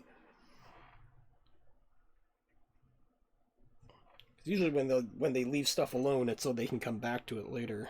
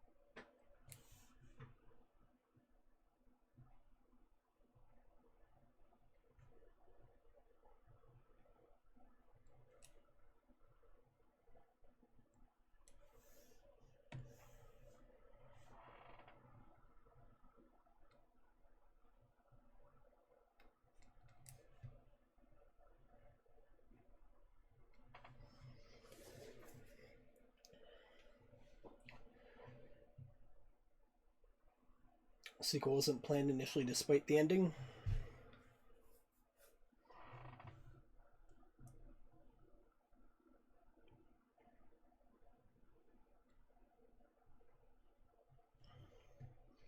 Yeah, there's been a couple of those in Hollywood. Like Buckaroo Banzai never got the intended sequel. Ferris Bueller. I don't know if it was supposed to be sequelized, but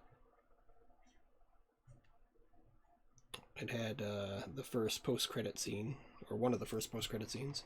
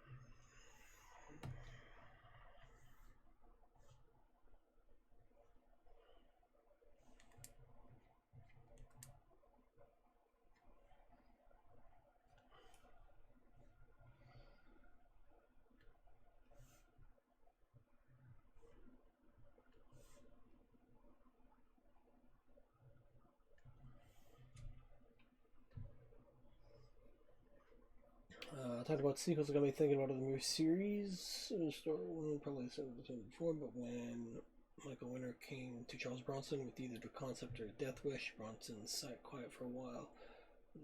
Saying, "I want to do it. Great. You want to be in Death Wish? No, I want to kill muggers."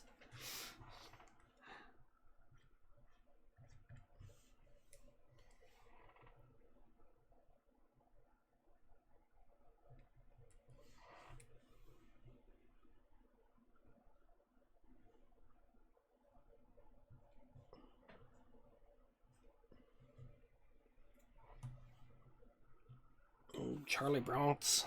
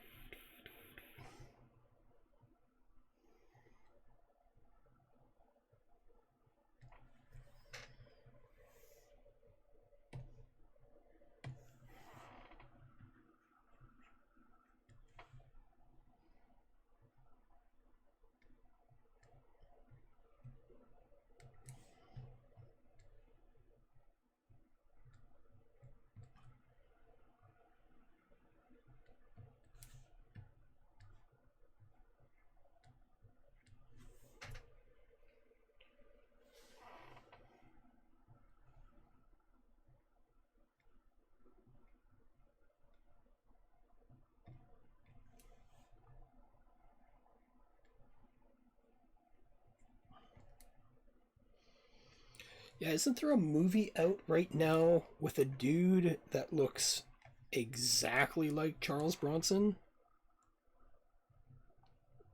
to the point where I think that it's a new Death Wish?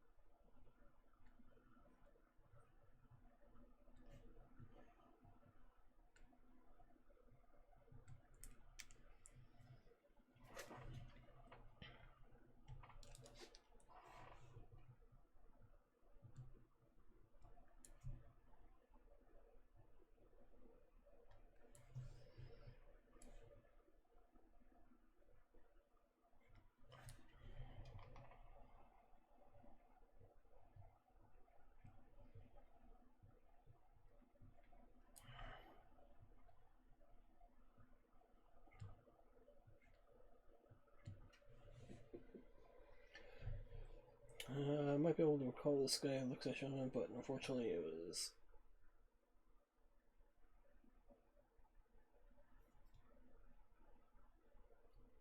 killing Death Wish 3.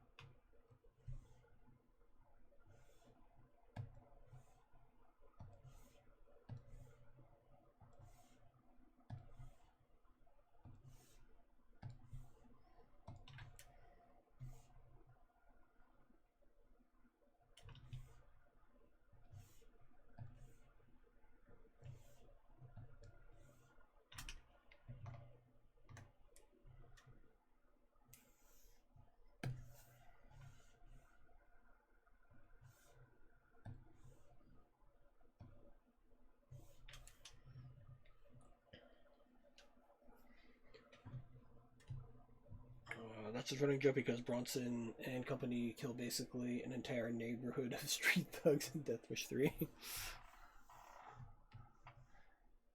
You know, Death Wish was one of the ones that I never rented as a kid.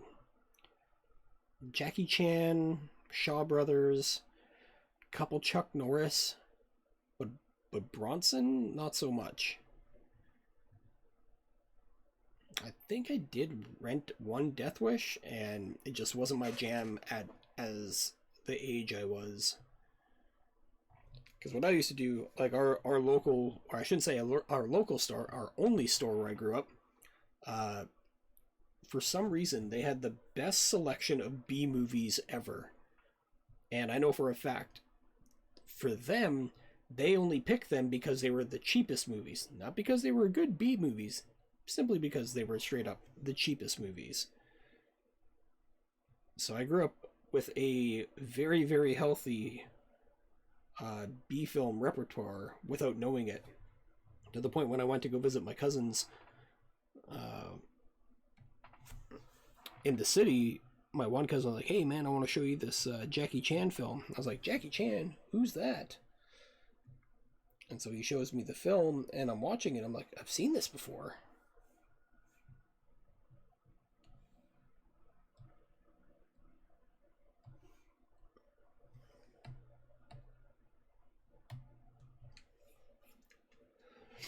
Kickboxer is awesome. Ends with Stan Bush. So yeah, totally. Yeah, Kickboxer is a classic.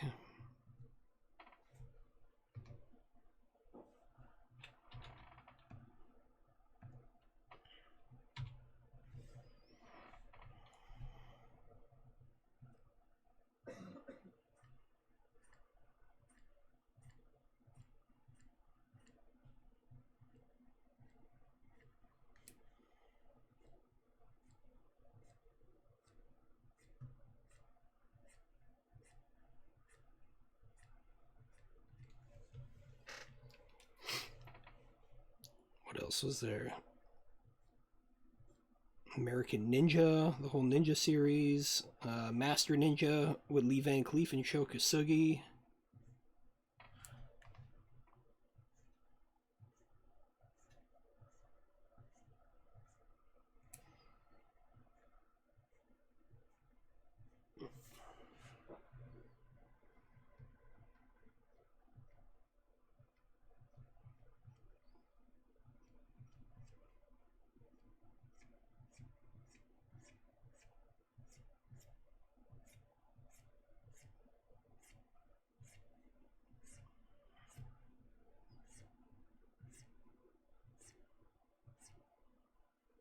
And funny enough, it took me a while to actually get through the Bruce Lee movies.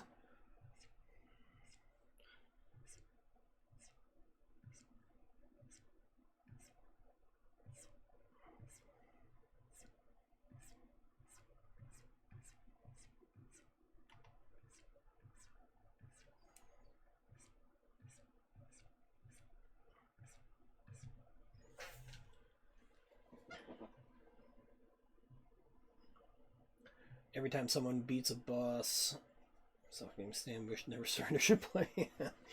American Ninja shit. That made me think. Blood watched that a while back. I watched it with friends with this kid. Mainly just remember it being the first third of it or so.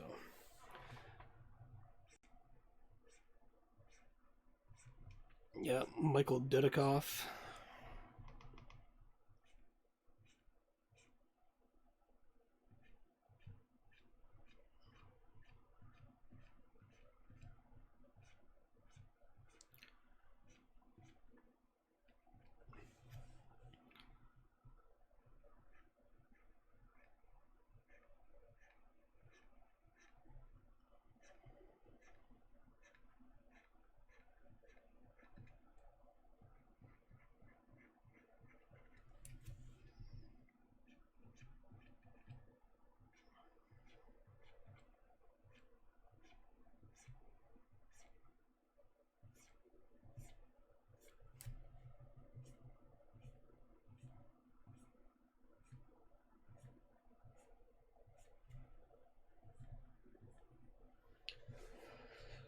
Hey, Connor. Connor with the raid. Twitch raid. What's shaking, man? How you been?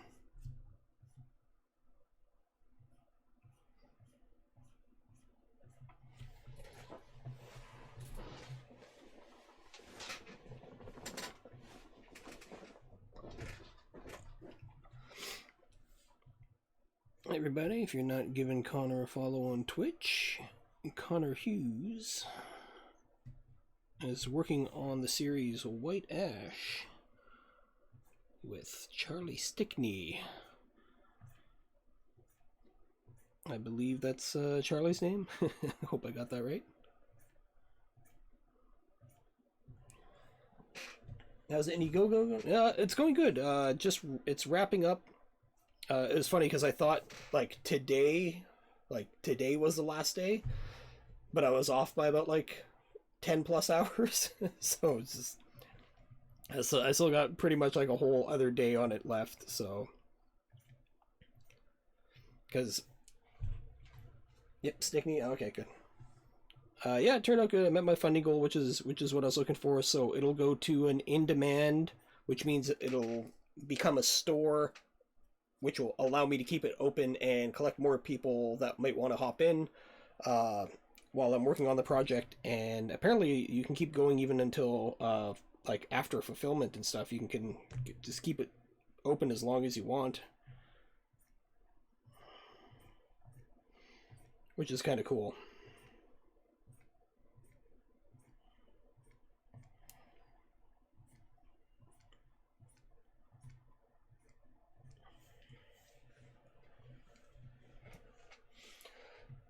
Yeah, like BackerKit, but it's still just directly through Indiegogo,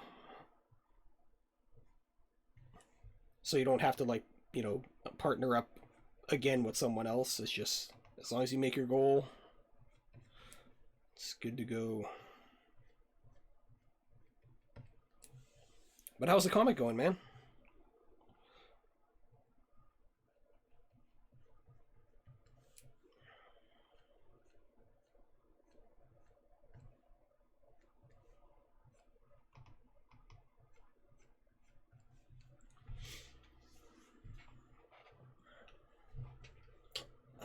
hours can trip you up. Yeah, totally.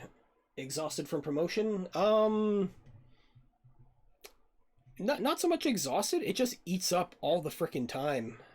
Uh, I've learned a bunch of stuff. There's a bunch of stuff that I'm gonna do next time. Uh, that'll help economize my time and not, so I'm not caught up on the computer all day not drawing, because it is just me doing everything, so that's what we do as well. Congratulations. Oh, thanks, man. Working on a new comic, actually. Ah, cool, cool, cool. By the way, Paige, I've seen on Instagram, but me. Oh, thanks, man. Yeah, I'm just getting back to being able to draw the pages now that, the month of the campaign is over and being online and, yelling into the wind is over. At least this way now I can just point people, like, if you want to buy it, here you go.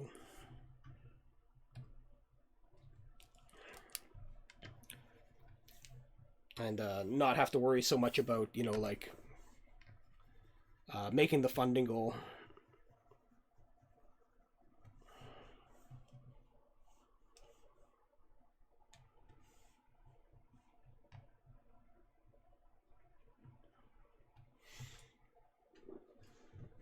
Yeah, Flying Solo crowdfunding campaign is really tough. Yeah, if it would have been way more awkward. Like, I ended up not taking any work for the past 2 months just because I was just like, screw it, I'm gonna test the waters, see how this is, see how much time and energy this takes up, and now that I got an idea, I can put together a better game plan for next time. Because the idea is, once this gets fulfilled, I'm going to be doing a coloring book, because I still have to scratch that itch of just drawing weird stuff. 20 years of tattooing, I just got to draw weird shit once in a while, So I figured doing a sci-fi fantasy coloring book will kind of alleviate that. And then as soon as that one is done, I'll be hopping right into issue 2 of this. And that's kind of how I think I want to juggle it. Do one comic, do a coloring book project.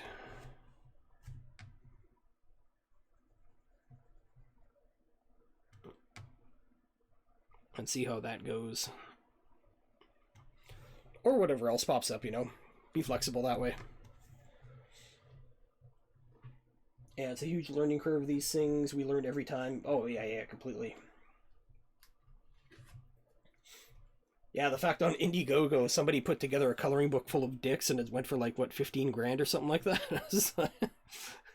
But, they had support from, all the media. It showed up everywhere. So it's just of course it made a lot of money.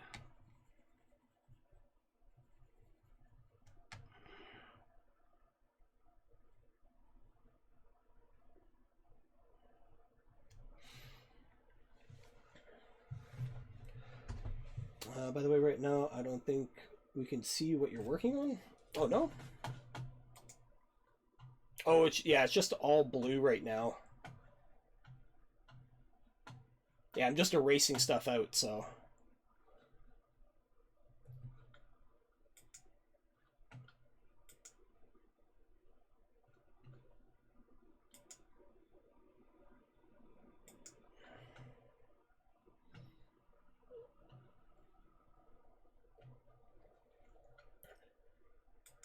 Yeah, I'm just erasing out the blue out of the rocks right now. Just doing a color hold on it so I know what to erase, what not to erase.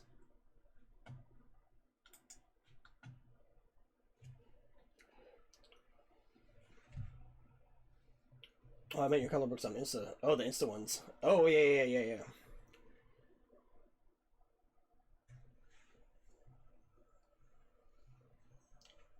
Gotta get me going on the infantilization, the exact opposite, and contained. I saw you drawing and didn't see much movement. Oh, yeah. Yeah, it's hard to see the blue in what I'm doing. Even I can barely see it. That's why if it's black, I get lost. At least if it, I switch it to blue, I know what I'm supposed to be hitting. Well, that's cool that you're working on a new project, man. I assume that's what you just finished doing.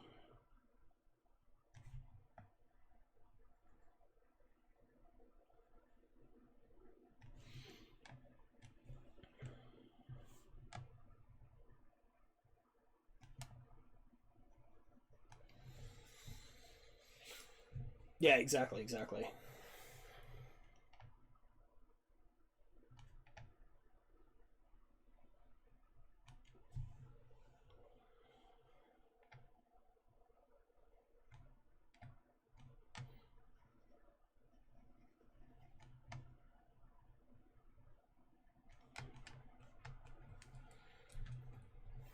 Bloop. Alright. Get rid of this background. Now I get to punch up the lines a little bit.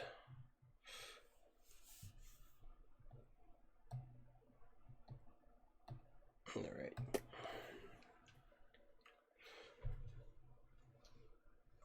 Let's see what we got here. Just inked the first page of it. Nice. Also been busy with baby. Oh, yeah. She's been taking up a lot of my time. But my wife will be off for the summer soon, so I can get back in the game. Oh, nice. Yeah, man. Kids, they eat up all your time, one way or another. Where's my thick and width?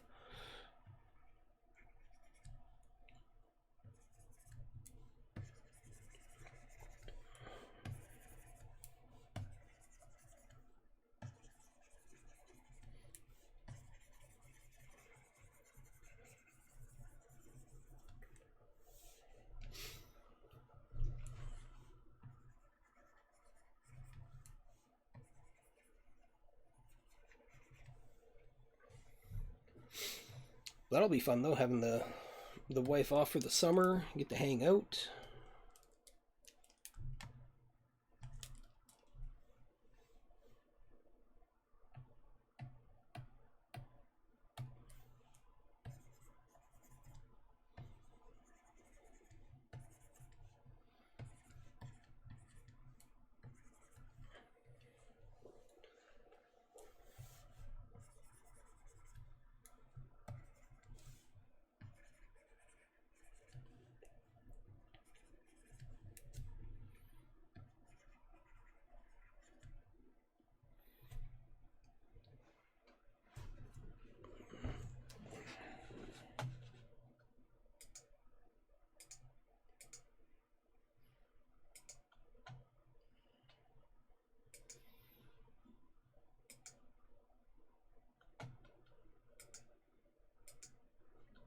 But yeah, it definitely feels nice being able to get back into drawing pages and stuff again.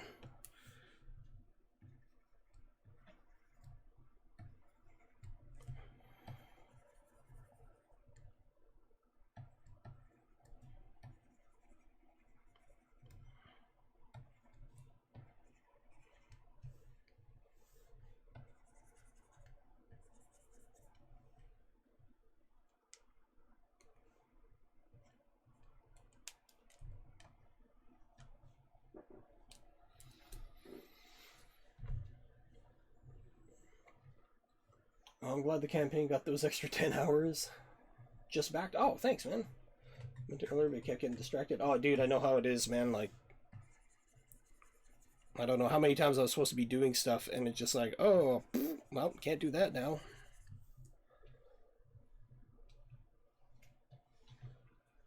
Congratulations. No, thank you for the well-run campaign. Thanks, man. Yeah, there's a bunch of stuff that I got planned for next time that I definitely want to do. Like, a lot of it was super fun.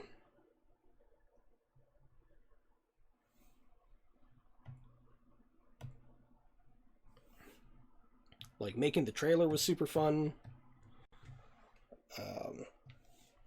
I kind of think that was the anchor for my campaign. Because anytime anybody just like was like, "Oh, what's it about?" and I was like, "Just watch the trailer," and they'd be like, "Oh, I don't want to watch the trailer," and I had to tell them like, "Look, it's not a lame trailer. I don't even talk in it." And they're like, "What?" It's like, "Yeah, I don't even say a single word in the entire trailer." I'm like, "Well, what is it about?" And it's like, "You have to watch it." And every person that watches is like, "Oh, damn, that was a cool trailer."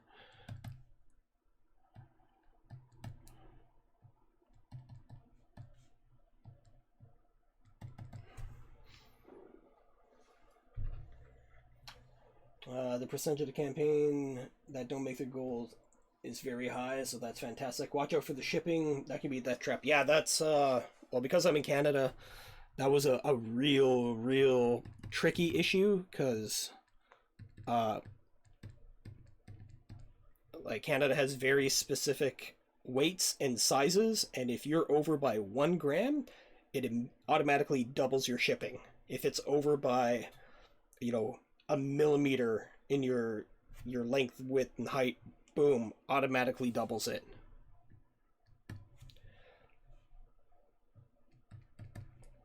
So everything that I put in my tier, I pre-weighed. You know, I had like mock-ups made for it and stuff like that, and I'm still within like uh, allowable ranges. And I also factored in potential hikes for uh, postage hikes because unfortunately here in Canada, Canada Post likes to randomly be like, "Oh, postage just went up," just just like that. So I factored that in to my international shipping. Not by much, but enough where I was just like, if it does go up, it should be within this range. Because that is something that you have to factor in. Uh, I've seen a lot of people get nailed on that, where they're like, you know, just skimming by on the shipping, and then shipping rates go up, and it may go up by like 15, 20 cents. And if they have a lot to ship, that's, you know, that's a lot of money out.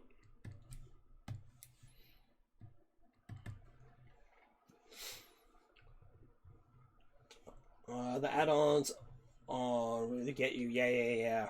We got caught with new rules for our fourth book. Oh man. Yeah, at least in Canada, it's pretty straightforward. They're just like, you know, as long as it's within these dimensions and under this weight, it's this price within Canada to the US and internationally. And if it's over, this is what it is. But like I said, they're they're brutal when it comes to raising their hikes out of nowhere, or hiking up the prices. I mean,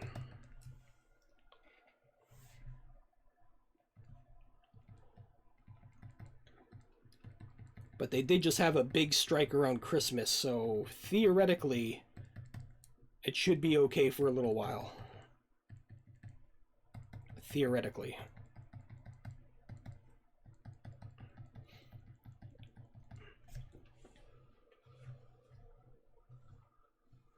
New mailing rules, like new prices. I mean, yeah.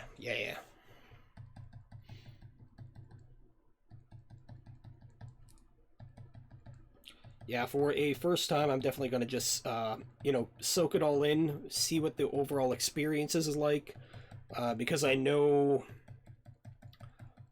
there are some big changes that are going to be happening to crowdfunding within the next 2 years, and it might very well cripple a lot of stuff. My spidey senses are tingling on things, and right now it's like a potential gold rush, and whoever can get in, you know, can you know possibly make money on it, and I'm suspecting down the road something's gonna come up and upend everything.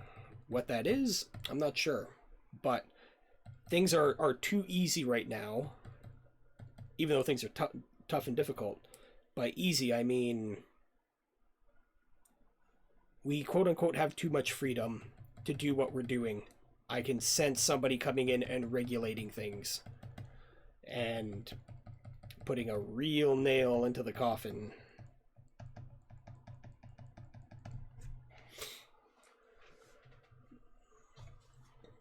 Jesus Christ, America's hat sounds terrible. Too bad, government rarely gets smaller. Yeah, that's true. That's true.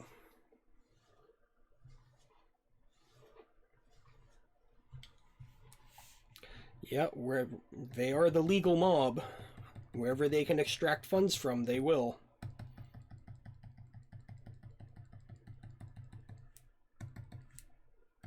Doesn't matter on what side they're on, what country they're in. Always the same.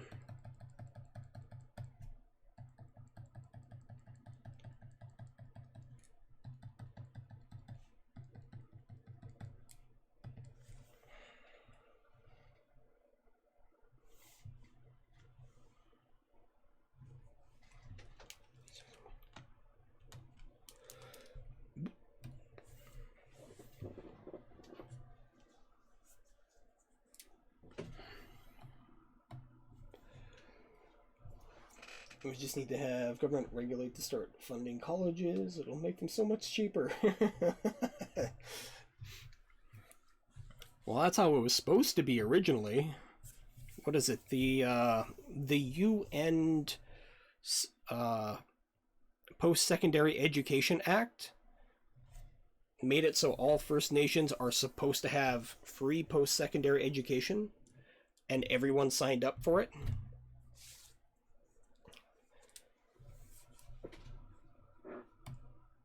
And the whole thing was supposed to be, if you are, in a first world nation, post-secondary education is supposed to be free, and you're just supposed to pay for your tuition and your holding spot.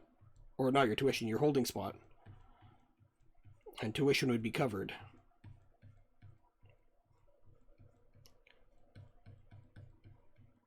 And then they found out that they could loan money out.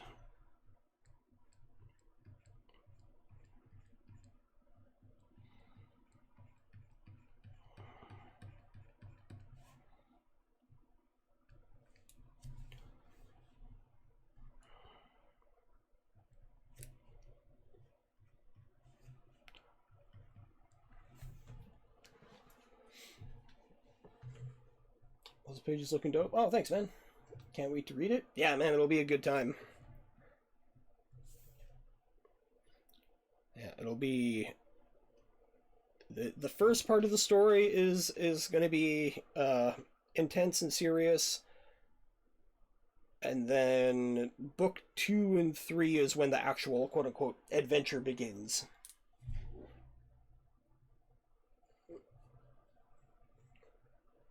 Beer Manison episode old sitcom recently step by step. The girl said something like $1,200. Wow, for an entire year of college. It used to be a few hundred. Yeah. I guess semester of college in Texas was $300. The inflation might not have even doubled since then yet. College doesn't. Yeah, it's because they found out that they could turn it all into a business.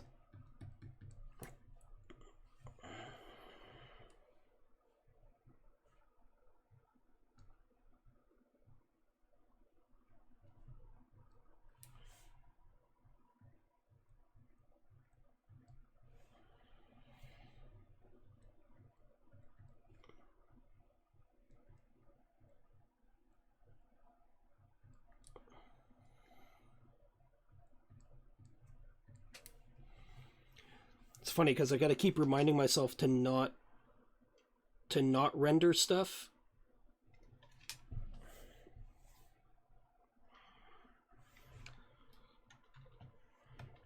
It's like, stop it. Stop rendering. It's like 30K a year now. If you're lucky, it's only 30K a year. It's nuts. Yep. College have been businesses for 100 years prior to that, but then they're libertarian, but it's just so obvious.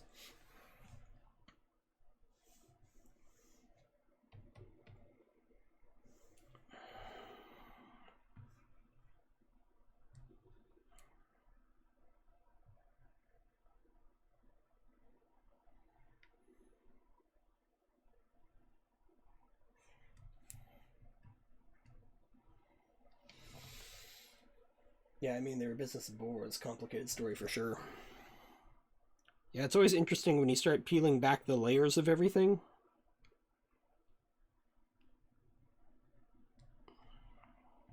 Like, whoa, what do you mean? This used to actually be this at one point?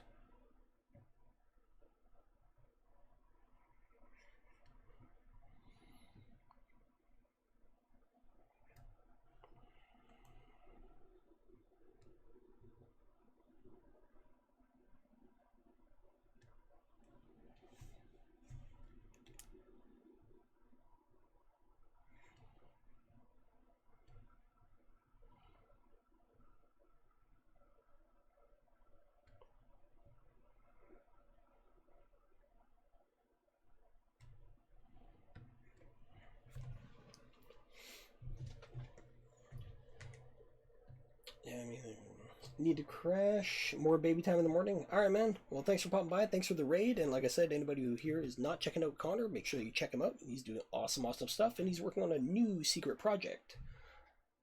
And yeah, I plan on streaming a little bit more, so I'll probably catch up with you in the near future, Connor. Peace out, man. Get some rest. Always a pleasure. Got to raid more often.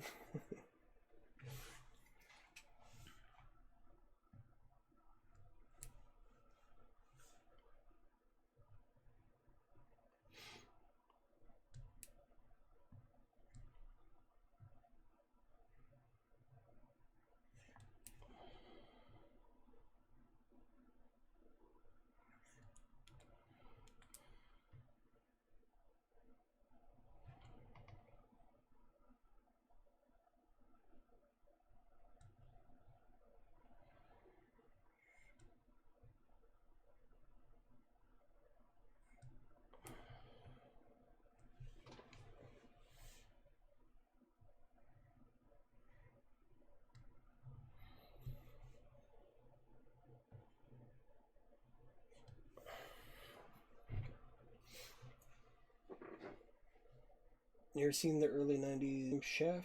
That apostrophe is important. No, no, I haven't. Exclamation point. No, I have not seen it.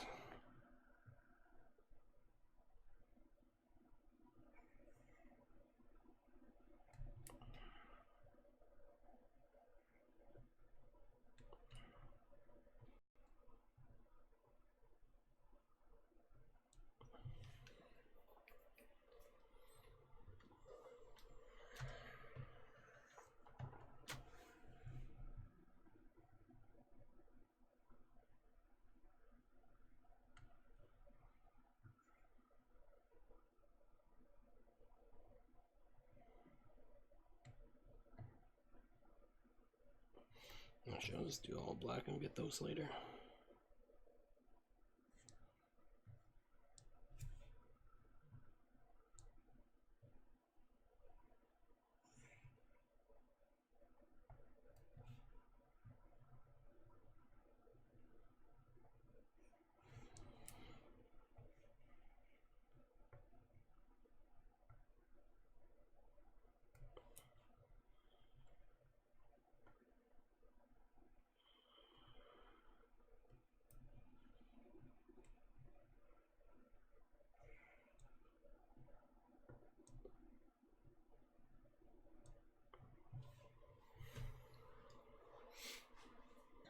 Well, there's a high praise to receive. Bloodsign hates British humor yet fairly enjoyed some episodes. Oh, okay, okay. That is a feat unto itself.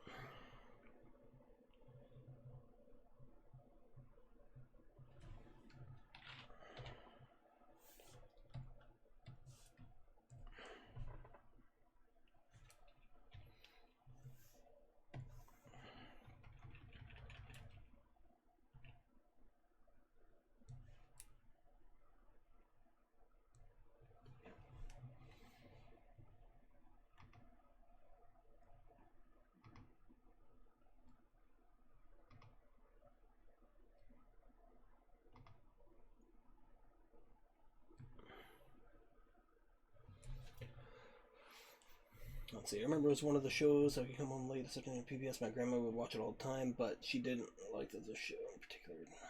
I never watched it. Some told me it might be great for nostalgia, though.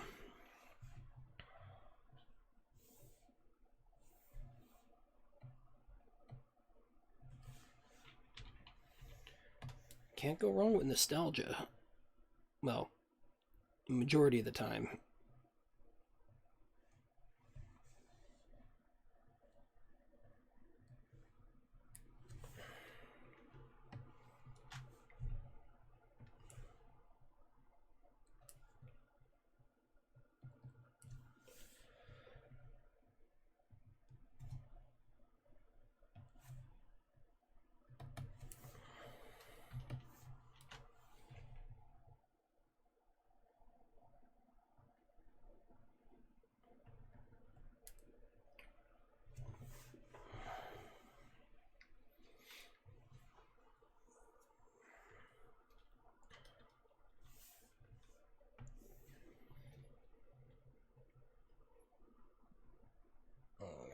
I'll be coming back and doing another pass on all this stuff anyway.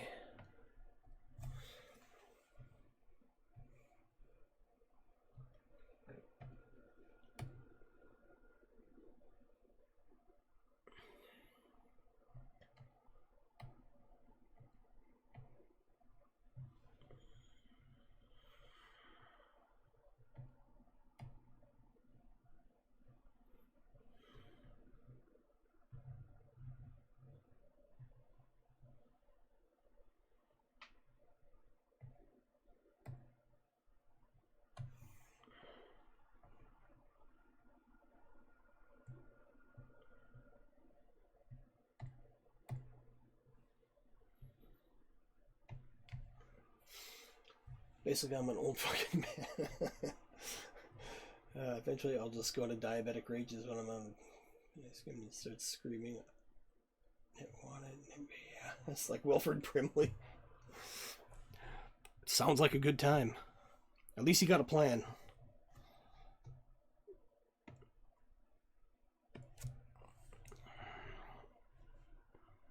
The worst is heading into old age without a plan, you know?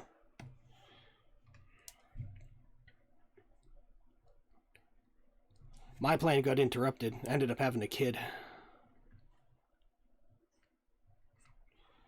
My plan was to just trip balls until I was part of the cosmos. But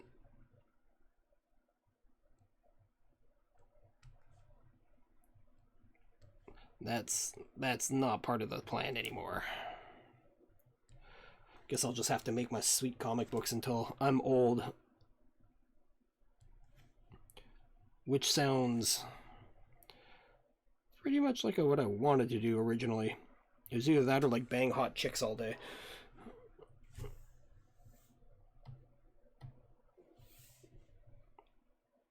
But then I stopped tattooing, so...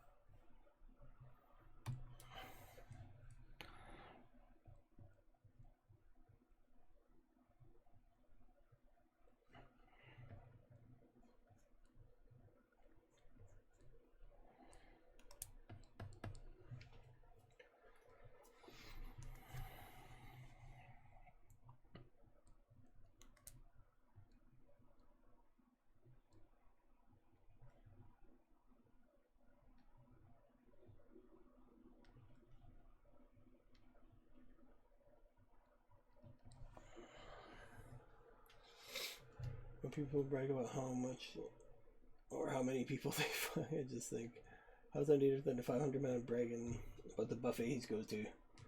Shit, I like both of those things. Well, I'm halfway there anyways. If you can combine both of those, banging all the time and buffets, that's the real secret.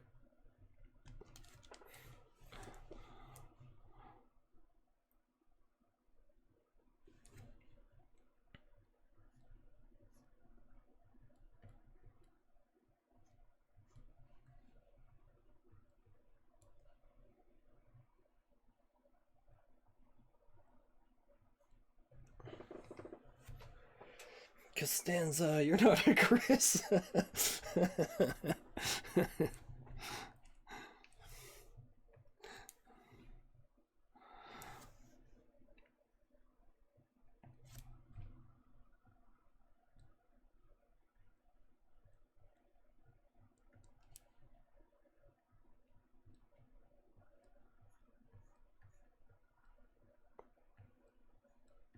I can't stand you.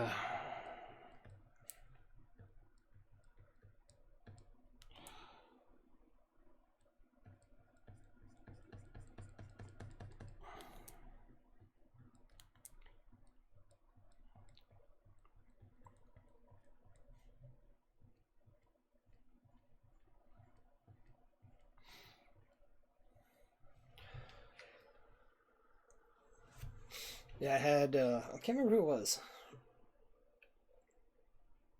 Somebody online, and they were talking about how, if somebody ever, if they have a gut feeling on something, they do the exact opposite. And I was like, oh, the Costanza effect. And they're like, what do you mean the Costanza effect? I was like, yeah, there's an episode of Seinfeld where George went distinctly against his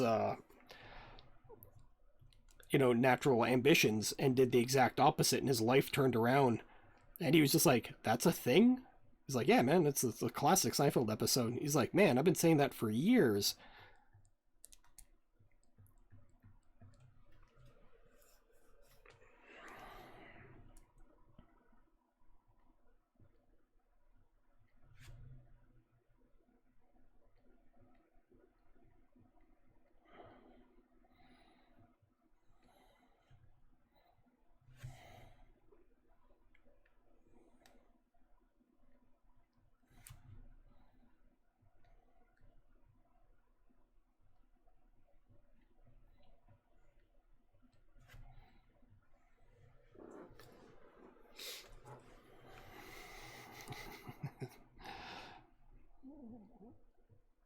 The Costanza effect.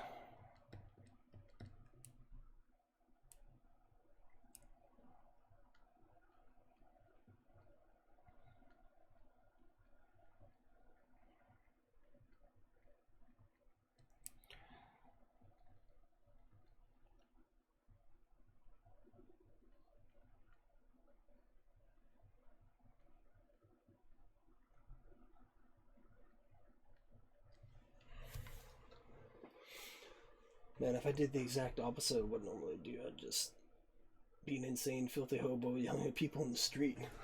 Would you? Or would you?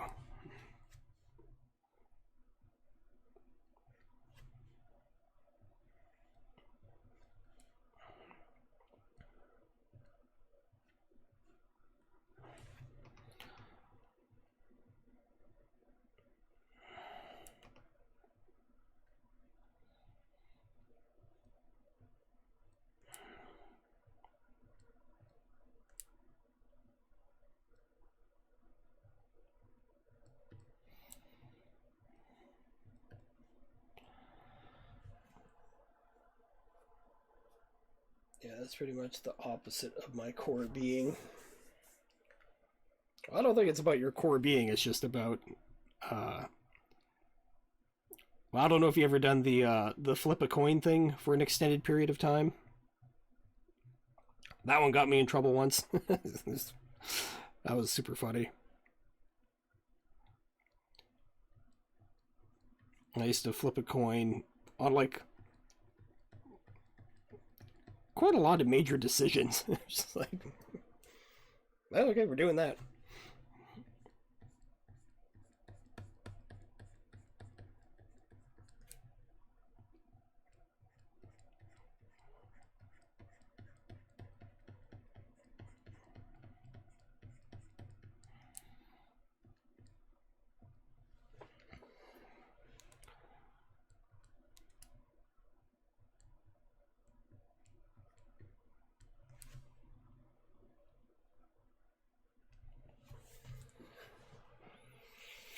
bathe, stay out of the sun, don't engage with others.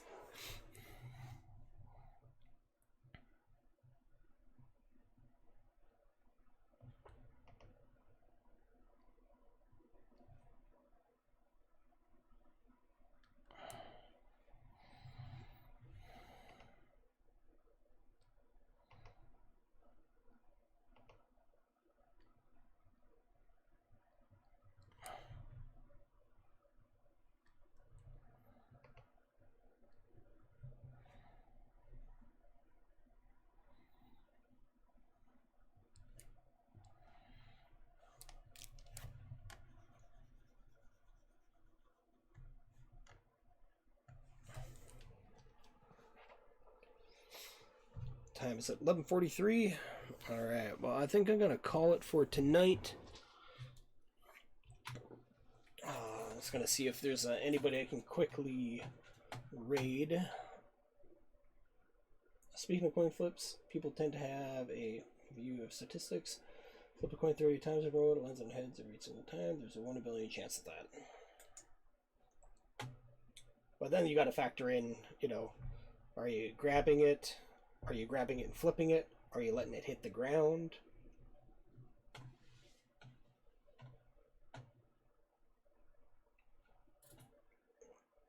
It does not change the odds specifically of coin flip. It's always 1 in 2.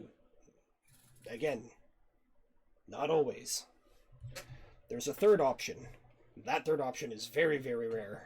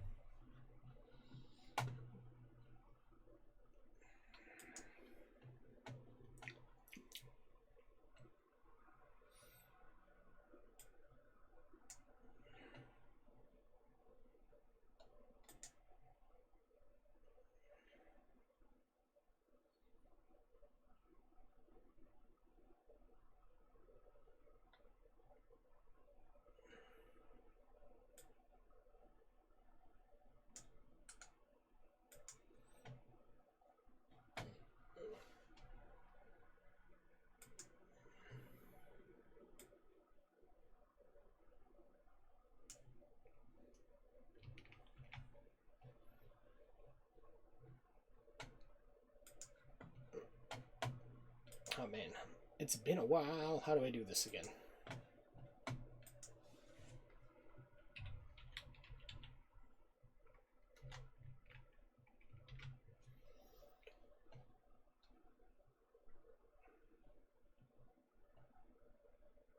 Is that how we do it?